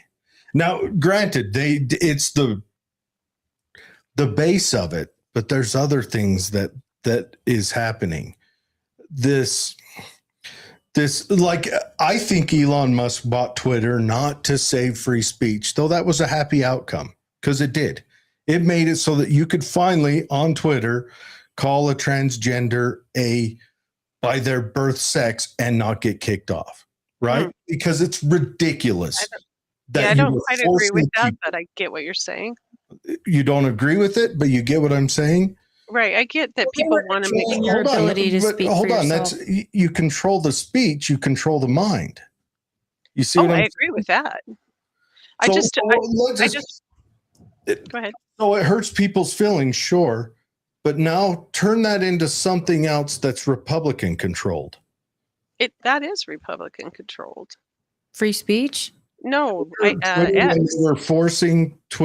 were forcing you to gender people by their whatever. Well, no, I'm just saying that President of the United States. That was Democrat controlled then. It was after Elon bought it, he changed it. So we're saying it transitioned from Democrat leaning to Republican leaning. Well, it was progressive then, and it turned to libertarian. Yeah, it wasn't Republican or Democrat. It was just free speech hardcore absolutist. If you have the Taliban able to have a Twitter account, but you won't allow the president of the United States to have one, you got a problem there, regardless of what they're saying. We don't even need to go to the president. We just need to go to Alex Jones? No, we don't have to go anything extreme. There was a lady in New Jersey who called a transgender person by their birth sex, and Twitter kicked her off. And she was an older lady. The Babylon Bee got kicked off. They make jokes. They're like the Onion. So they were controlling thought. And so So I'll he just jump in and say I agree that the platforms, yes, I agree. The platforms are controlling what people can say. No argument. well, they've been released since then. Twitter has. And well, no, most of them have. Remember when you couldn't say anything about COVID? Actually, This, I don't think that's exactly true because this now very show, if you say Epstein and Trump on Facebook, they'll shut you down. No, Facebook's not like Twitter. This very show had, over the 3-year period, had 6 shows pulled for COVID spit, just for talking about it. We're talking about the vaccine. You couldn't talk about the vaccine, which is something I wanted to ask you about with your profession. But no, that's just crazy. That they were restricting thought. They were restricting ideas. And that's the Progressive Party, because they were in ascension. Remember, the people who marched at Berkeley were now the old people in the party that was restricting speech, because they went from the bottom to ascension. They ascended to the levers of power. And when you have the levers of power, you use them. Well, I think you're right that every platform is going to take some control, and it's just what they find acceptable that's going to prevail, right? So, but what if it's only acceptable that aims positively in one direction and negatively in the other? I just think that's a reality of owning the business and running. Sure, but okay. Private business, you don't have to be on that platform. And so it was when Babylon Bee got deleted, was when Elon Musk, because he had just had an interview with them, Elon Musk came and said, all right, I'm going to buy Twitter at the time. And so there was that haranguing, and then he backed out like in a fake, and then Twitter went to court and made him buy it. But what I think, everyone thinks that he bought Twitter for free speech. And I call him the most important human alive today. Easily the most important human alive. I know progressives hate that. They want to say he's worthless and no good. But I watched a rocket ship come back to Earth in one piece because of that human. Oh. Whether he invented it, it was his idea. Most important human alive. Now, I don't care if you disagree or agree. College educated or self-taught? It's a little bit of both. But I promise you, the history books that your great grandkids will read, that's what they'll be taught. His whole plan was to go to Mars to get us off of this toxic planet. Unless some crazy kooky people take over and they shut down and they formulate future knowledge. But that's neither here nor there. If they just lay out history as it was, that's what they'll be taught. But so history is from a perspective, though. You could say it's from a perspective, but no one else is coming anywhere close to moving the human race forward as him. See, and that's where we would disagree, because I think he buys a lot of people's ideas. I don't think he formulates them. So maybe I would concede, okay, so maybe he's a good promoter, maybe he's a good marketer, but I don't think he's this major genius inventing all this stuff. Well, okay, let me ask you this. Did Tesla, before he bought it, have even a car? See, I don't know. I didn't follow that. They had a blueprint. And he was a part of the initial design. He was a designer and a dreamer. We were on the list to buy the first Tesla, my husband and I. SpaceX. It was baffling how much he knows. That's him. He drove it. He drove them to get to space for cheaper than the government would. He's not a dumb person. And then our government is buying lifts from him. And then he came up and he said, I want it to land and be in one piece. He did that, drove the price down again. And then he said, I want it to land on its landing pad, and I want it to be caught. I don't want to have to collect it from the ocean. But I'm not here to justify him. Where I was going with this was, I think he bought X because X is probably the largest global algorithm of general humanity. I think he bought that just for his large language learning model, Grok, to learn from. Very well could. I completely think that's all he did. And I use Grok all the time. Everyone on It's Twitter the- uses it. It's the best free AI engine, even though it's not AI. And It's just a again, large language learning model. It basically scours the internet in seconds and will find all the data compiled and on that subject and spit it out. And the thing is it's still learning. But the fact that when I'm learning about this super intelligent AI, like you said, we can't even call it that because it's going to be something totally different. Next thing you know, it's going to be knowledge that is going to be the currency in our lives because, and it's not necessarily college knowledge. It's like right now, our kids could get a college degree on YouTube from a lot of different people and not pay a dime. And yet we're getting sold this bill of goods that you have to attend a college and you're going in debt for $200,000 and you're going to attend to get that degree. When, like you said earlier, if we took a lot of the resources that we have right now and put technology into it, let our high school kids go to college via technology and not spend the $200K and learn from people who know what they're talking about and go out and go into the world with that knowledge. Well, AI is starting to replace menial jobs that a McDonald's worker. I mean, you're replacing people with technology at the low levels.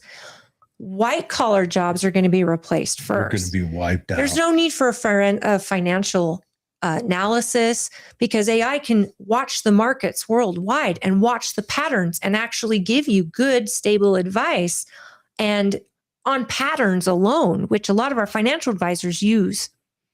There's going to be, and they're thinking for themselves. Now you get to talk now because we've been talking. Well, and also you'd be high if before you went and saw a doctor if you didn't consult AI first nowadays. I use AI for every test result I've gotten, and it has been dead on with my doctors. In fact, it's given me more suggestions. It's helped me be in control of my care in a way that my doctors are like, wow, that's a great question. Yeah, we could try that. And yet they didn't think of it, and AI did. And eventually, and I actually think this, I'm sure doctors put the test results through AI because it is if they're not, they're high.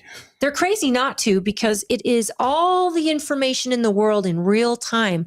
I bet AI is going to cure cancer for us in some way, shape, or form, because those doctors doing their trials with sick people and trying certain things in a controlled environment and all of that, and they're putting it in this little data, and AI picks it up and adds it to other doctors' findings in real time.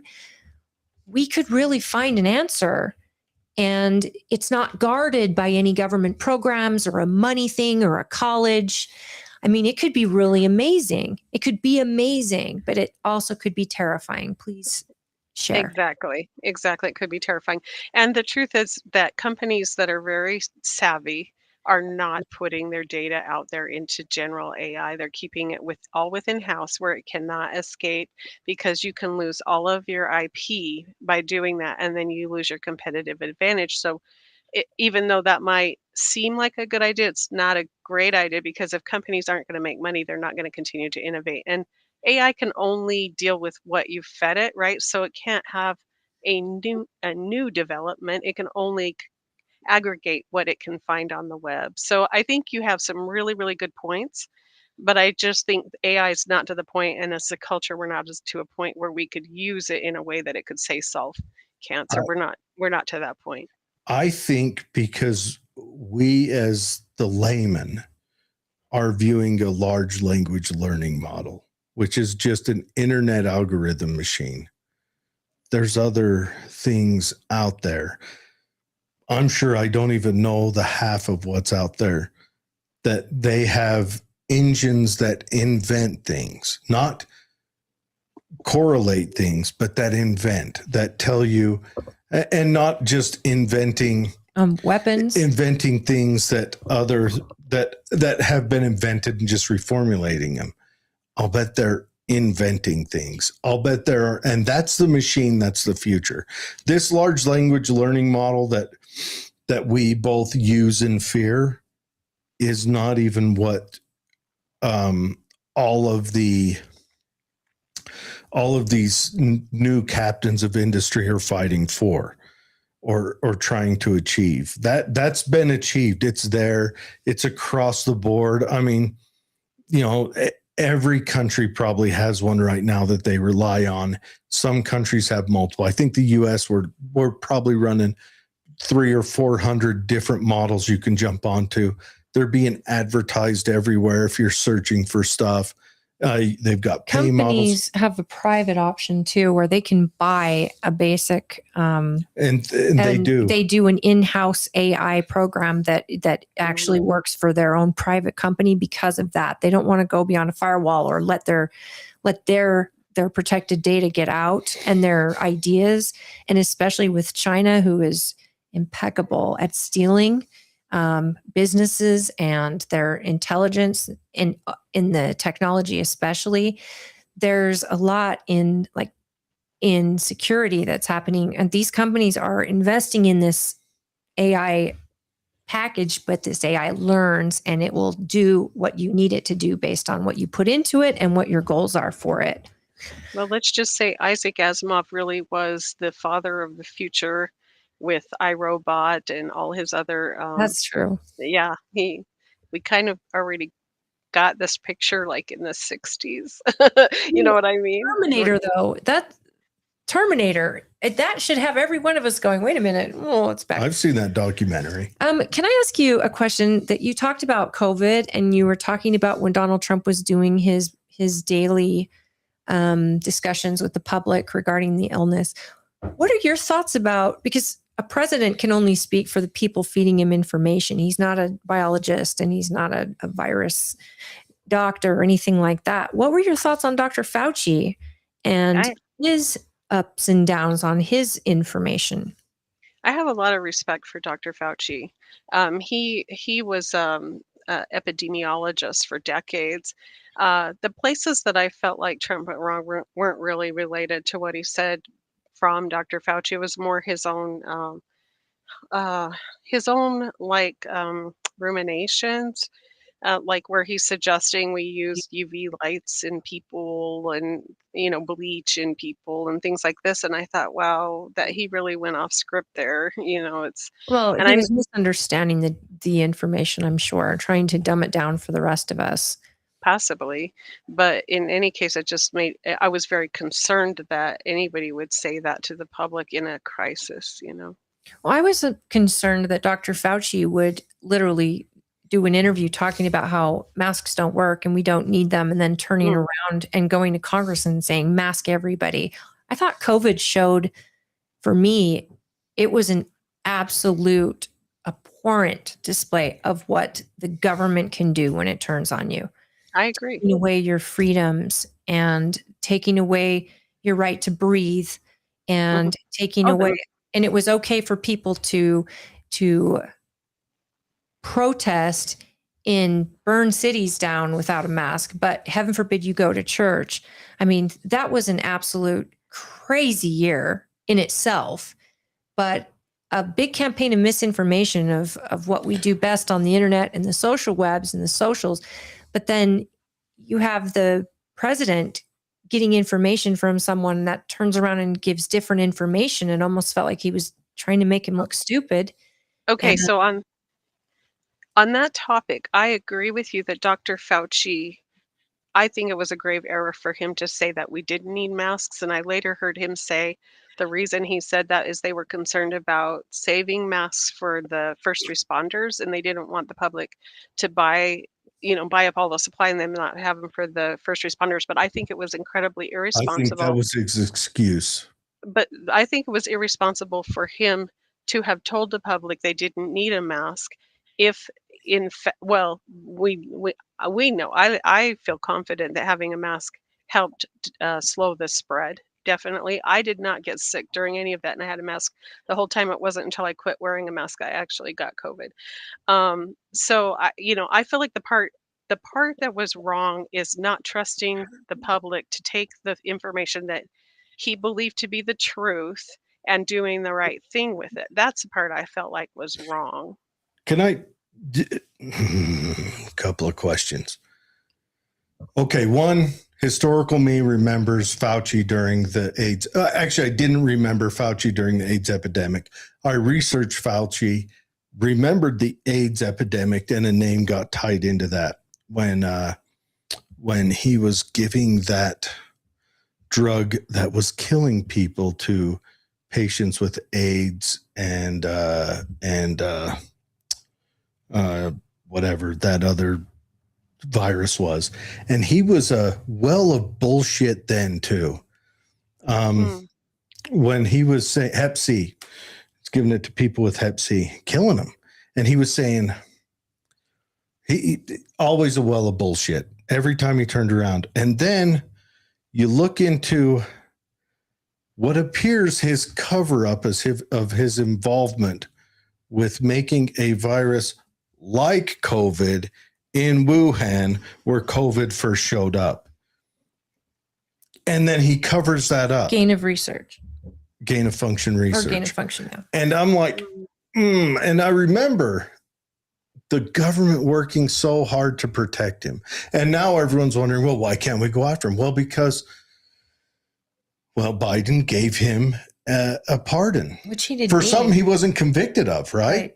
So why did he get a pardon? Why doesn't Trump ignore that pardon and go after him? Well, because the Democrats have already shown a propensity to try to drag Trump into, or their opponents into, courts for frivolous or not stuff.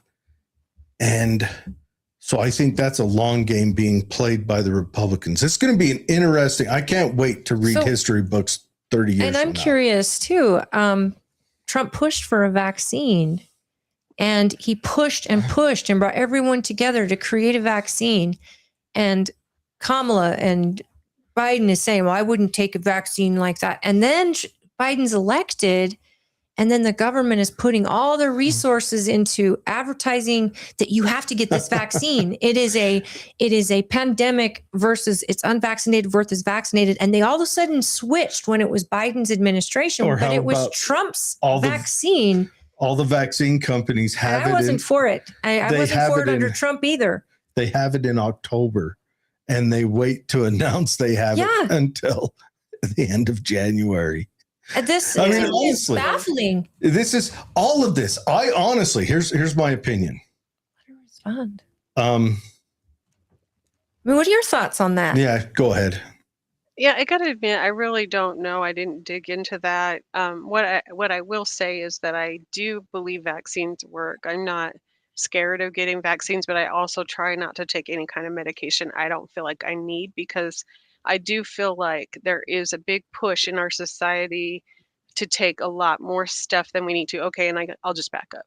I think that if we just ate better and exercised and took a little better care of ourselves, maybe less stress and things like that, we'd probably be a lot healthier as a society. I don't believe in taking a lot of medication, except for, some fairly extreme scenarios. Some people have high blood pressure or whatever, but maybe a lot of that could be prevented. So I'm much more on the side of preventing the need for care than I am, pushing a lot of, the big pharma and all of that. And that's maybe unusual for somebody coming from medical device, but I'll tell you what, at my age, I don't take any medication. I don't have any prescribed medication. And I try to be active. I try to eat like I avoid highly processed foods. Yeah. That kind of stuff. We have a lot of poison in our foods. We really do. But that's refreshing to hear somebody in the medical field that's says, the answer is not necessarily drugs. It's what you're putting in your body. And I would love to see cleaner food in this country, and a push for people to demand cleaner food and less medication. People too. It shouldn't just be that people with more money can afford organic food, right? We need that to be more available. Well, I mean, that's a tough one right there. Wasn't thinking about poor versus rich as far as eating well. That's where we're at. I know Donald Trump is rich and he eats McDonald's every day. That's true. But I think, just produce in general, we don't have the mindset, we're quick and easy right now type of food people now, whereas we used to sit down to meals as kids and we used to eat vegetables and fruits and all of that. but it's only gotten worse. And the dyes and the corn starch or the corn syrup and everything in our food, it's poisoning us, which makes us sicker. And we need drugs to get better. And it's this vicious circle. But Yeah. exercise is it's the natural drug, right? It's the natural antidepressant. It's a natural blood pressure reducer, cholesterol reducer. Exercise is a huge answer. But who has time for that? We're all working our butts off in order to pay the Right. taxes. Well, so I want to bring that back, if you don't mind, just bring it back to the whole thing we started with both parties taking money from the same groups, et cetera, et cetera. And this is my kind of like dominant thought is that we shouldn't be in a culture war with each other. We should be in a class. Well, we are. Let's just say we are, and you can disagree with me. That's okay. But we're in a class war where the people that are funneling money into our political campaigns are funneling that money into both parties, and they're really controlling the agenda because we even talked about, these the people in charge push for wherever the money is can't come from. And if we could get past this culture war part of it and just admit that we all have the same needs as human beings, that we can work together, we can help each other, and tax the rich. Let's let that pay for some of these things that we need paid for, like you're saying, all this money pushed to our grandkids, and get back to a place where we're all Americans, where we're all working for the same basic benefits that everybody needs, like roads and hospitals and things like that, and quit fighting with each other and letting the rich people take all the money. So wait. So how much more do you want to tax them? They get taxed a lot. In fact, they pay the majority of the taxes that Not cover the well, roads. ultra billionaires don't. They don't take a salary. They take How loans against their. many ultra billionaires are there? That's all I'm talking about. I'm not talking about not like regular income tax. I'm talking about the people who never pay taxes because they know how to get around it because they have that kind of money. That's where I think that we could improve our society, because I don't think we need to fight over things like pronouns. I don't think we need to fight over it. I don't think we I, need to fight over what we do in our own homes. I really don't. I'm kind of a live and let live person. Y'all live I'm your not. life the way you want to, and I shouldn't have any business knowing about it, right? I agree. I'm not going to disagree with you on most of that, but what I'm going to say is I don't believe the argument is on do we need to tax certain groups more. That's perverse to me. That's not fair. Just taxes, and also those taxes get funneled into a corrupt system, which is further corrupting. I think our issue is that government systems have been built as hammers, and they continually are used as such. My case in point is where California writes a law. True story, laying out true story. California writes a law where we'll do it on a story on, we'll do about the pronouns and transgender thing. California writes a law where a school can initiate the transition, meaning the social side of the transition, without having to notify the parent, and then reinforces the ability for parents who want to have a transition done. They will carry more two if the opposite parent does not. Now, there's a case, a guy in Texas whose child had twins, two fraternally twin boys. And the mother, for whatever kooky reason, decides when the child is 4 that one of those boys needs to be a girl. And Texas says no. So she runs to California. She moved there. And California says yes. And because the father kept trying to fight it legally through the courts, he is now going to spend 2 years in prison For being a bigot. And the child is fucking 4. whoa. And they're going to mutilate a 4-year-old. Um, okay, so you're asking me what? That government has been built as a hammer.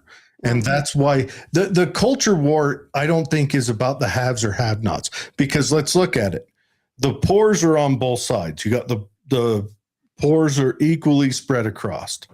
And then you've got your college educated lean more towards the Democrat side. And no offense, I think if you went to college, they drilled a hole in your head and pushed common sense out.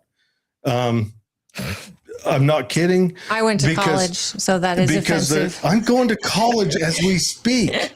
Well, then you're getting a drill. I know, and it's, but honestly, they come out indoctrinated and kind of retarded. But anyways, so, and then you've got them, and then when you get up to your ultra wealthy, of course they float. They're international. They don't really care. They will buy their way through whatever comes in front of them. Just like Donald Trump was a Democrat until he bought his way to be a Republican. I had one little point to that. These people also helped arrange how the tax code was written. So let's remember that. Funny about that. And the regulations. People in government wrote that tax code for people who are ultra wealthy. And Donald Trump pointed that out. I don't pay taxes because the people in Washington gave me all these routes to make it so that I don't have to. If it was a flat tax, everybody had skin in the game, 10%, it'd be a different country. Absolutely different country. Just like Imperial Chicken wrote the first FDA regulation. Well, but going back to the flat tax, I would love that. And I know people like progressive tax because they feel like it's more fair, but I think anyway, we could just make it fair. That was my only point with the ultra rich is that you're right. They don't pay any taxes. I agree, but I don't think our argument's on that. I think we need to lower taxes to weaken the government. The government shouldn't be this large hammer. You should have a budget that can enforce an idea of your neighbor on you. And that goes back to the whole transparency and accountability, right? If we know exactly what they're doing, the people can start stopping it. If we think about television before reality shows or whatever, they showed us these pretend scenarios, and now we're saying, no, that's not real. Like you think of the 1950s household, woman in a dress all day long doing all the chores, whatever. We don't believe it, so they don't show us that anymore. And if we start telling the government, no, we don't believe it, and we can see what you're doing, you have to change. That was my point with the transparency. And the more we can see into it, the more we can affect it. That's what Doge did for a lot of us in America. We went, what? Why would we be paying for this stuff? Why aren't we giving our veterans who are homeless and our American families who are homeless these resources? Why aren't we putting it back into our roads, our bridges? Why aren't we putting it into our public safety? Why are we putting it into immigrants that we're booting out our own homeless people, or we got single moms feeding children on food stamps and they don't have they're struggling for even the most simple of things. And we're throwing our tax dollars at stuff. You and I don't want my taxes to go to Planned Parenthood. I morally disagree with killing babies. I morally disagree with it. And yet, how long do we have to fight to go, wait a minute. You're forced to pay for it. I have to pay for it. It's a 501c3 that should be raising money on its own, just like every other 501c3 not getting a tax handout. At the same time, there is so much money. We can't even fathom how much money is getting sucked out of every single American taxpayer. And I mean taxpayer, not people who get all their money back at the end of the year. I'm talking about people who feel it. People who feel it writing that check to the federal government, and businesses feel it more than anything. And they have no say. Businesses have no say in roads getting completed outside or regulation getting done. It's small businesses that are in our local areas, for example. They don't have a vote. But they're paying into those taxes. And so we get into all of this and we watch the waste, and then we see the abuse, and then we see the fraud, and we watch our politicians get richer and richer and get bolder and bolder, slapping us in the face. They wrote this tax code. They wrote it. Did and you they see Dan drag Crenshaw it out lost? for years and years to get one thing passed, like voter ID, for example, which 80% of America, Republican, Democrat, agree with. And they're dragging their feet on national polls. And yet our government is slow as Christmas. And we're sitting here watching this in our faces constantly. And what can we do? We can't all stop paying the IRS. Who dares go first? Right. They will punish you and they will take everything from you. And they won't even report you on the news. The left isn't going to say, oh, these people just refused to pay their taxes, or a whole county refused to pay their taxes. There's room enough for us all to go to jail together. They'll make sure of that. Yeah. So you brought up about 6 or 8 points there. Sorry, ADD. I do. Well, I won't go back. I won't go back all through them, but I will say that I think fundamentally we're in agreement. We don't want our government taking more money than it needs just to run our basic services, and we do want that transparency to know what they're doing. I think the thing we're disagreeing on is what needs to be fixed. What's the root cause? How do we fix it? What's the best route to go about that? And I really think that's probably based on what you've both said tonight. Where we are not aligning is just how do we fix this problem? Well, and some people don't see it as a problem. This is where I have issue. You and I could be sitting at a table and, someday we could be making a vote on a bill. I would look to you and expect you to give me that fundamental increment statistics that's going to tell me where this problem started, because you're the researcher and you're going to go back into that bill that they're trying to fix this thing. You're the type of person that sounds like that's going to go back in and you're going to go line by line and figure out where the mistakes were made and how to find the answer. Where we might differ in what the right thing to do is, because what you might think is the right thing, to me, I'm not willing to spend the money on that thing. Or I disagree with you that it could be Planned Parenthood, for example.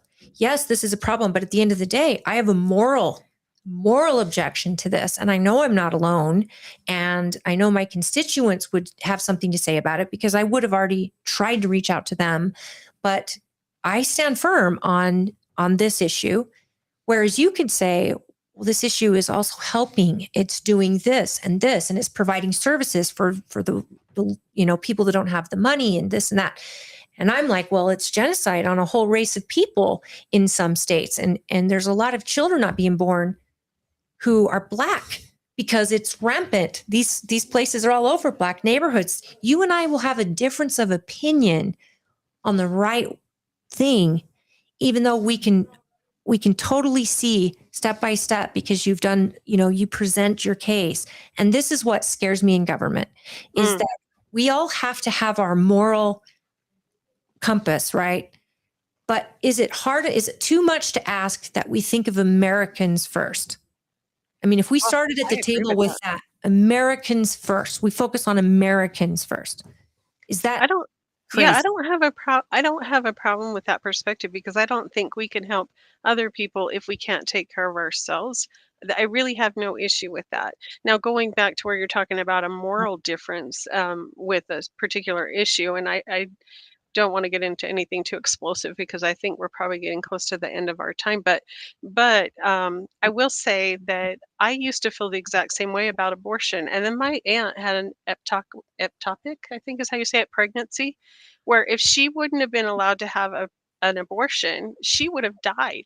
So that baby would have never been born either. Those aren't considered abortions. No, they're not considered abortion. That's life-saving By care. law, they're not considered abortions. They are in some states now, though. Not in any state, not in one state in the U.S.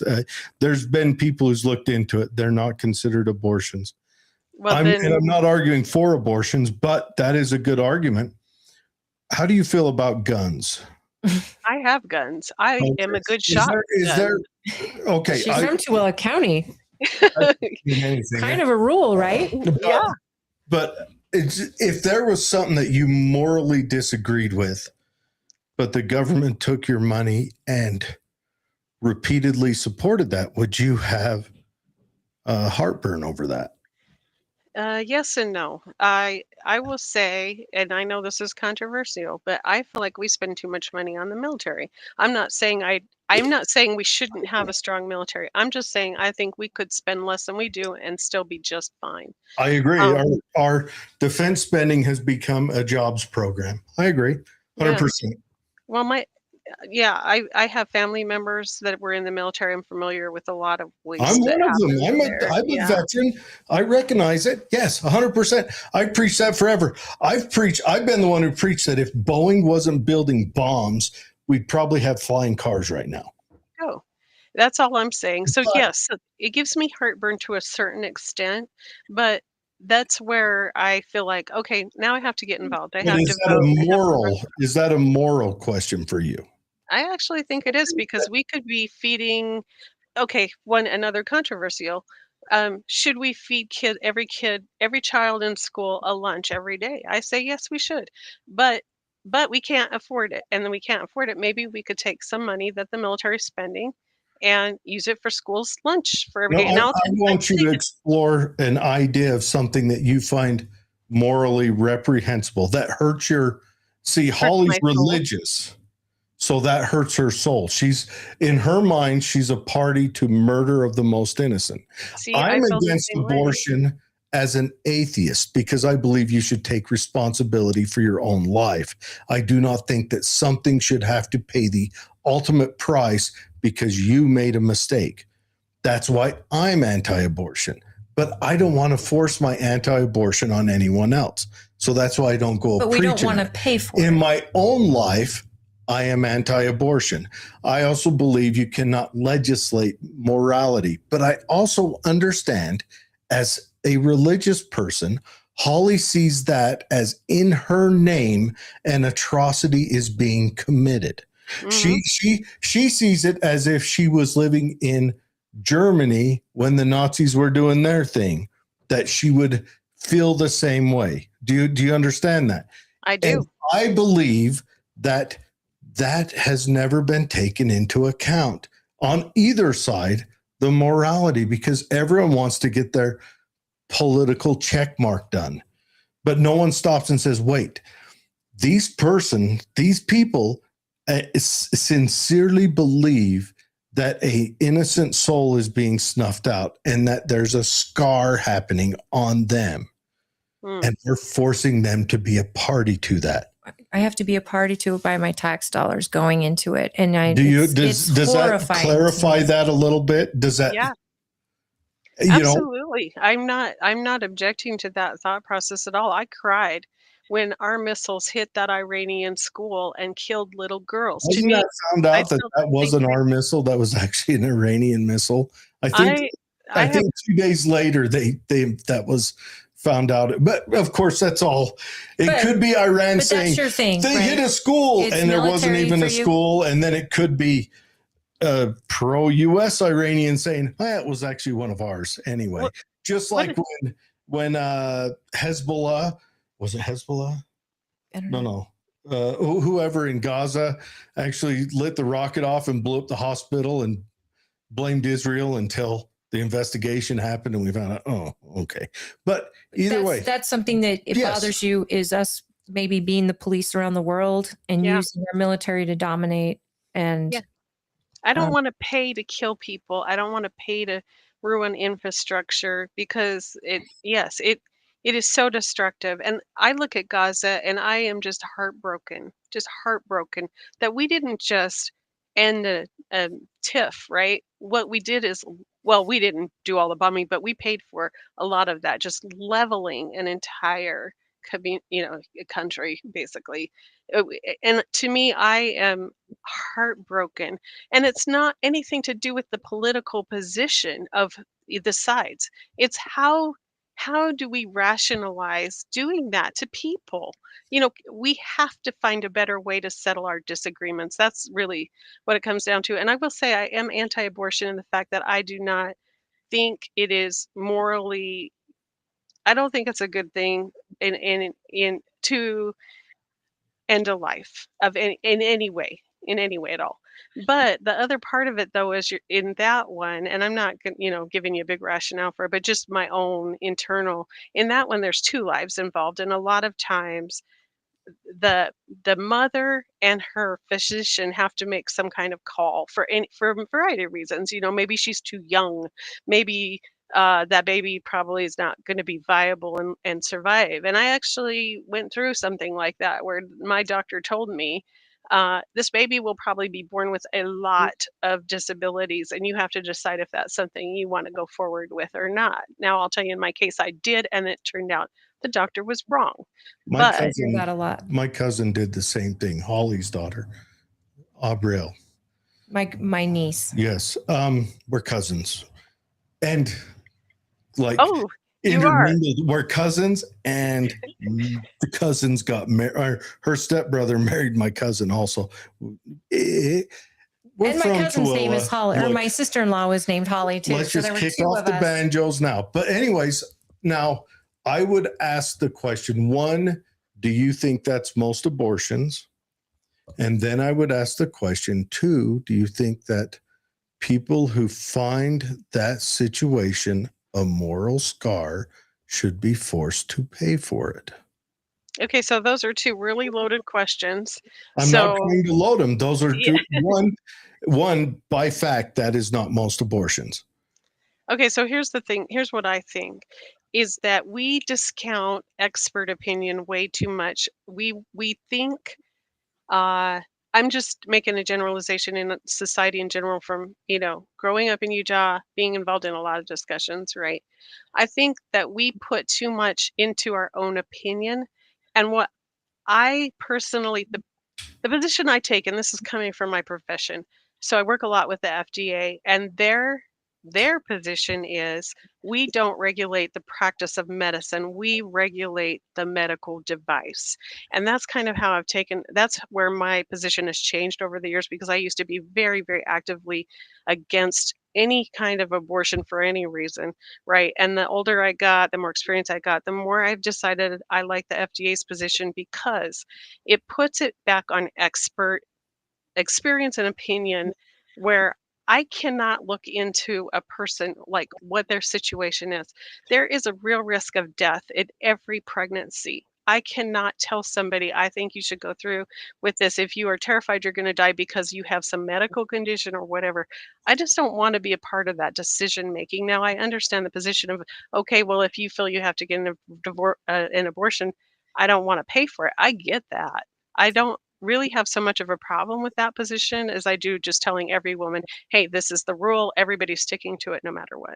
I can respect that. And truthfully, I mean, I get angry from the aspect of you are, and I mentioned this, you are a nonprofit organization whose number one profits come from abortion.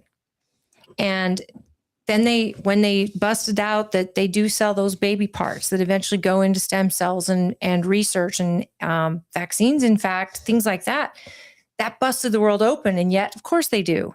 What are they going to do? Just dump them in a garbage? They got to make money on that end too. Because to me, it's almost demonic. And when you see where it started here in America and where these clinics are, you don't see these clinics in upscale neighborhoods. You don't see them up in the hills. They're all in urban areas. And the whole thought process behind the whole start was we need to cleanse the world with children that are going to be born with any retardation or any problems in development. Margaret Sanger even was a fan of the Hitler idea. What was that? Hitler was a fan of hers. Though either way, this was a way to get rid of She the was races. well before Hitler. She was stumping. What's that called? Where they used to eugenics. So this, and even though that all came to light, people were like, well, this is fine because there's birth control movement and all of that. I don't expect anyone to understand. And a young girl who gets herself in trouble with her boyfriend or whatever. And I just don't understand why we're not spending as Americans as much investment into programs for adoption, for learning how to preserve life. When you can kill yourself at 16 years old in Canada and the government's willing to pay for that and to hold the needle. Well, it's cheaper for the government. It's cheaper. And elderly people who are lonely, the government's willing to sit there and put them to death. You've just crossed a line that I'm not willing to cross. Life is life. And science has shown us enough that when it begins, when that DNA begins, that is an individual spirit that's just been created, that adoption should be a huge thing. And I look at this private business, which is Planned Parenthood. They're in our schools. They are constantly in our government. And there are literal politicians who are funded by them. And yet their funding is given to them, whereas any other 501c3 that is an adoption center or there's some out there that just show the mom, you're thinking of abortion or adoption, let me show you an ultrasound. And you can see what you're killing at least. And they have an 80% adoption rate after that, or keeping the baby rate when they see an ultrasound.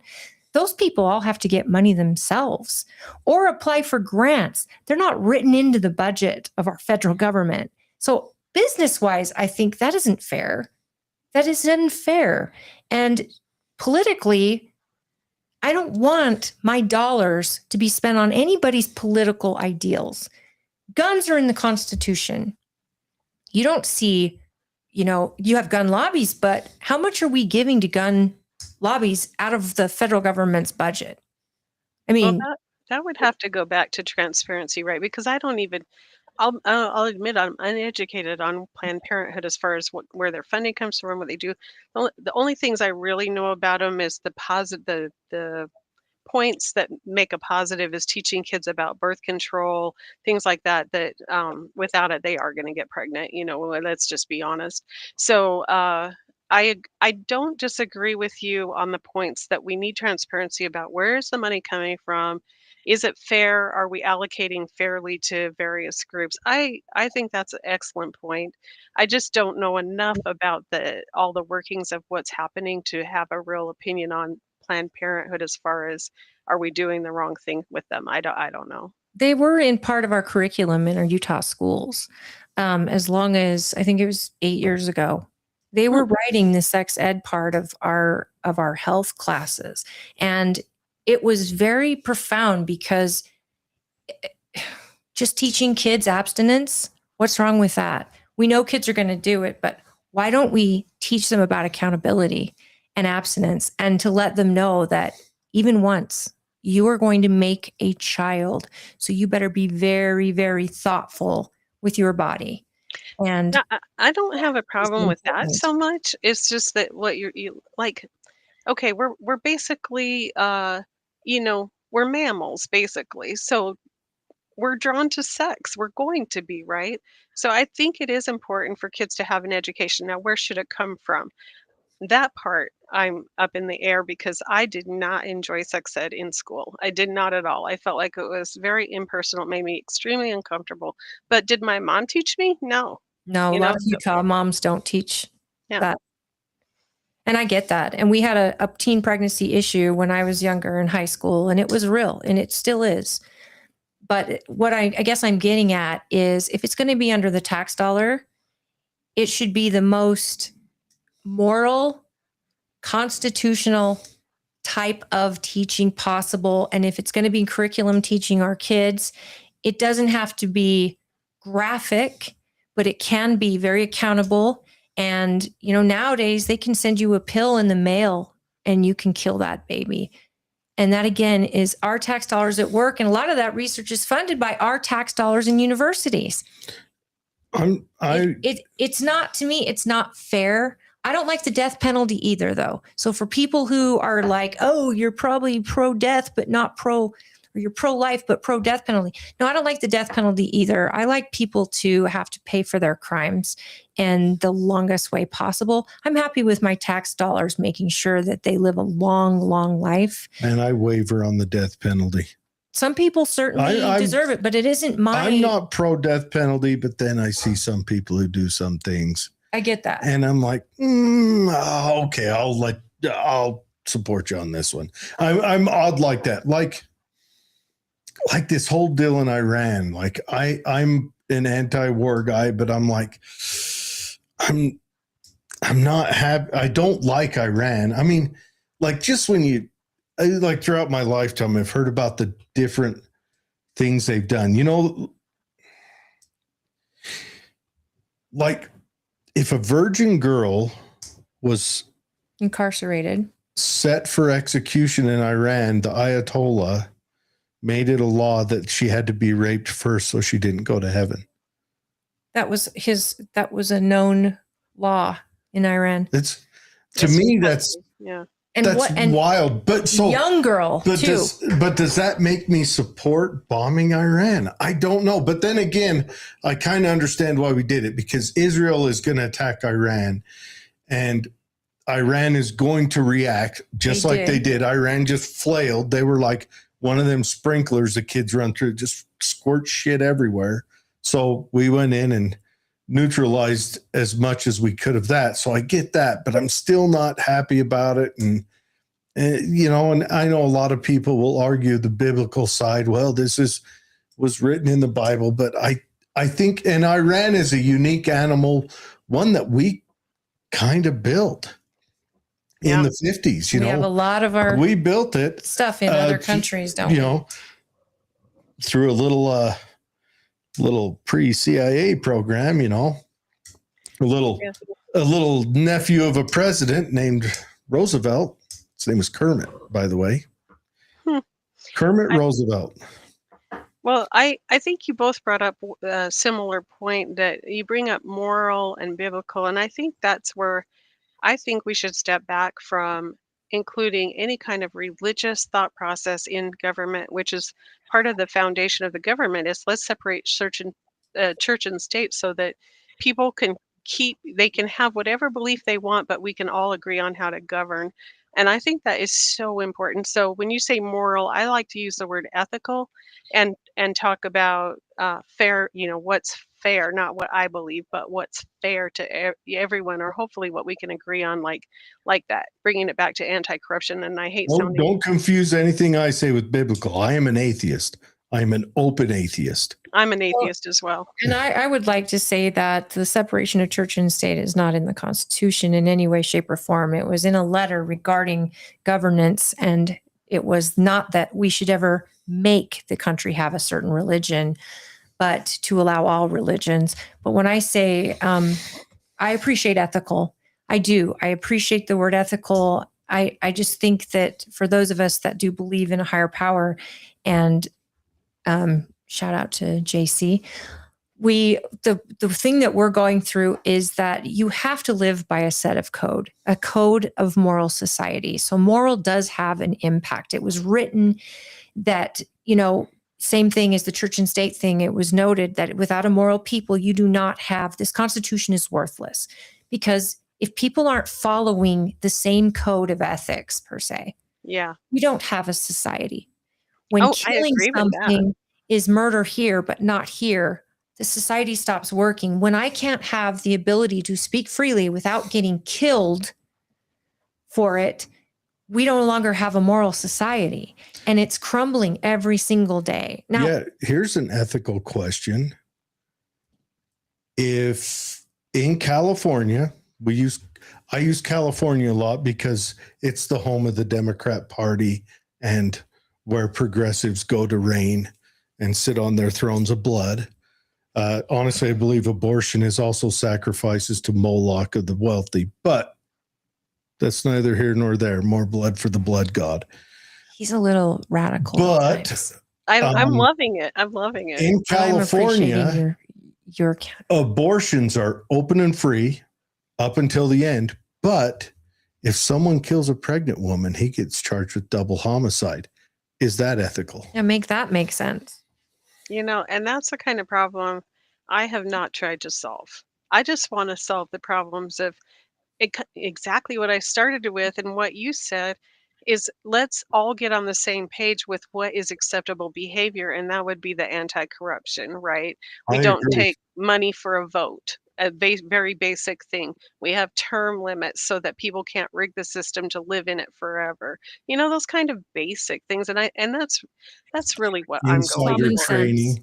Insider trading. I think that once someone runs for office, they should no longer be allowed to trade on the open market. They must get involved with, and I argue for, I don't know what's called now. It used to be called the thrifts, and their spouse and their parents or children. So I think it has to be a voluntary action, or their parents can, but their parents' books have to be open, and maybe the politicians, have to be welcome to be some little extra intrusion. Now, don't be confused. I am not a person that wants to legislate abortion at all. I argue for it for Holly. I don't believe you can legislate morality. I don't think it works, but that's my opinion. You just can't charge people for it. Like I said, I am anti-abortion in my life. I would never force my beliefs on someone else until I become ruler of the world. I wouldn't either. I'll force it on everyone. I just don't want my tax dollars. I'm not going to tell someone what they can do. But then on the same note, I also love the left talking about my body, my choice. But when I choose not to get vaccinated, now I'm the devil. Now I'm the worst person. We were ridiculed terribly during the time of the vaccine because it was my body, my choice. You know what I mean? It's hypocrisy. And it's like, wait a minute, I don't go up and get in I'm not over at the abortion clinic trying to shame anyone or anything like that. I know people that have to do it and it's never easy. And it affects the woman so long after. It isn't just a one and done. This is a real life for them and it's painful. So I'm not going to pretend to understand someone who's making that choice. It's just something I don't ever want my dollars that I'm being forced to pay to go to that. But at the same time, like you are so great to have a conversation with. Mm-hmm. I could see you being really great in the sense that people you disagree with, you and I probably disagree about on 60% probably of the issues. I mean, on the hard issues, but you're such a joy to talk to. And I'm thankful you don't get offended easy because we tend to offend sometimes. What? No, I don't we're think passionate. I don't think we disagree on any issue that we both recognize as an issue. And I think the other issues are issues that we don't recognize are issues. Well, and I think that this is getting to root cause, right? Because when you're explaining your position on abortion being, you're not going to make that call for people, but you don't want to pay for it. I think that is a great compromise. If we could all just say that, okay, we're not going to make a moral or ethical judgment against you for getting an abortion. If you feel like that's what you have to do, but we're not going to pay for it, I think that's a huge and a fantastic compromise. Yeah. I remember when abortion died out until like 2013. It became a hot topic. It's a political. But why did it become a hot topic? It's political now. It was political before that, but then it died out. It became a compromise. But then it became radicalized. Like we're going to give abortions up until the moment of birth, and you're like, what? What radicalized it is when they tried forcing. The insurance of the Catholic Church for their nuns. That's right. The nuns and birth control. And that Hobby Lobby. That was during the Obama administration. To offer late-term abortions and stuff. The one that made me laugh was they tried making it available to nuns by force of government law. The nuns didn't want to pay for but that's when it became political and sex and stuff like that. And so they said, no, we're not going to pay this part of the policy. We don't need it. We're nuns. and they had to sue and it just got bad. And the IRS is a problem. And I don't know why we don't just do a 10% straight across the board and make a fair tax. We have gone way over. Yeah. So you are no. angel for we have to let me loose because I wake up at 3:30 and go to work and yeah. Well, if I could just say really quickly, I really, really enjoyed the conversation. Do you have a website? I haven't got it yet. I'm working on it. Okay. I can send you an email. I'm sorry, what was that? Are you on Facebook where you have mentioned your campaign or you want us to share your Facebook? I just my name. I don't have a separate Facebook, but frankly, I just put mostly political stuff on my Facebook. So if somebody really wants to know my position over long term, that's probably the best place right now. I will get a website though, and I can shoot you an email when I have that. Anita, right now, people can just go to your Facebook and message you. Or if you want to get in touch with Anita and you want her email address, if you're okay with that, if people reach out to us, we will pass your information along. with your permission, of course. I'm sure whatever email you have, you can find it on the website for candidates at the Tooele County Clerk's office. Her name will be up there with her contact information for anyone who wants to get to know her and reach out to her personally. And if you're a Democrat and go to your caucus on March 17th, your caucus is going to be held. Run as a state delegate and really get to know your electeds, because we need good people in this race. And I implore you all to get to know your candidates and make sure that they speak on behalf of you and they're going to represent you. Because here's the thing, Anita, you didn't have someone that you felt was doing it, so you're doing it yourself and you're running for that seat. And I applaud you for that, because it's scary, it's expensive, it's exhausting, and Thank you. it's also probably a lot of fun. So far it's been a lot of work, and haven't really gotten to the fun yet, but I Yeah. think when getting to the caucus and some more of these activities, I think it'll get more fun. And I would say you both have been a joy to speak with. I have really enjoyed our conversation and the opportunity to get her a different perspective. It's been great. I think we should Thank have you you. on again, because Yeah. I really want to get into energy and I want to get into. And when you get your, A yeah, lot of things. we need to cover all the things. Water. Everyone's got to talk about water. When you get a website up and running, reach out to me so we can get you on then and at least advertise it. I don't have a Well, thank website you. either. Yeah. I haven't built a website. Of course. Well, look, this may be a show Who that's can ran afford it? that's ran by a Republican and I'm like extreme libertarian. You know how you get the crazy purple haired progressives, how loony they are, and you get the ultra right wing guys and how loony they are. I'm that looniest in the middle where I hate it all. It's the anarchist. I'm a crazy person and I recognize it. And I recognize that we're not ready for my form of government yet, because I go to stores and I look at their parking lot and I do a visual shopping cart test. And there's always an errant shopping cart floating around the parking lot. We're not ready for anarchy yet. You're not ready for anarchy until people can put their dang shopping carts away. Yeah, Ooh. without being told. I mean, it's literally a character It's litmus the ultimate test. test. It's the ultimate test of People a human's who character. Leave it for someone else or for whatever to happen versus the Mhm. people who used it, unloaded the cart, and then took it back. Okay, do you want my true confession here? Have at Are it. you a leaver? No, well, no, yes and no. Not after tonight. After tonight, trust me, you will think to yourself, am I an individual who's ready to self-govern? I mean, that is it. Okay, so what I do, this is my true confession, which I am not going to make anywhere else. So if people don't hear it from you, they will never know. But, as a single woman in a parking lot, and I usually don't park close because, well, I have little idiosyncrasies with my car being dinged, right? So I usually park kind of far out. And at night usually is when I do my shopping. So I get a little, just security nervous occasionally.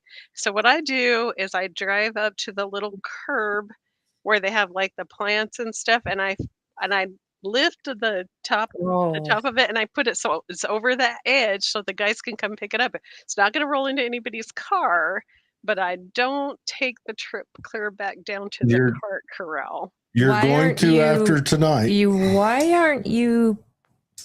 Are you concealing? I mean, you don't have to share, but are you the type of person that believes in concealing firearms?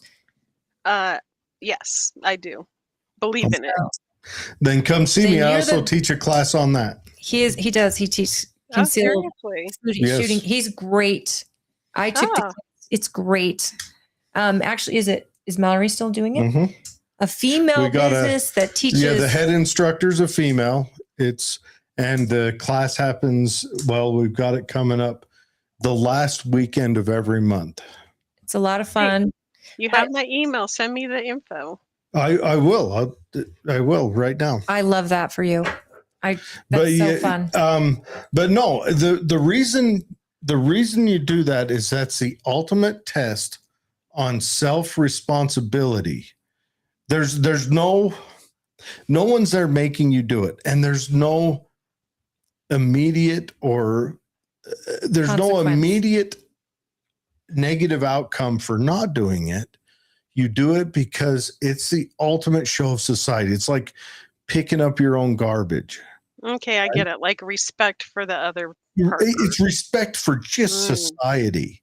Yeah, I mean, okay. it really is. And that's why I It's- say every time now you go to do it like Oh, that, my voice will be in your head and you're going to say, I'm going to either change the way I shop, that I walk out, that I shop every night and I only carry a bag out with me, or I'm going to make sure I park next to a corral so that I unload and push it right in the corral, get my car and then you leave. get the dings.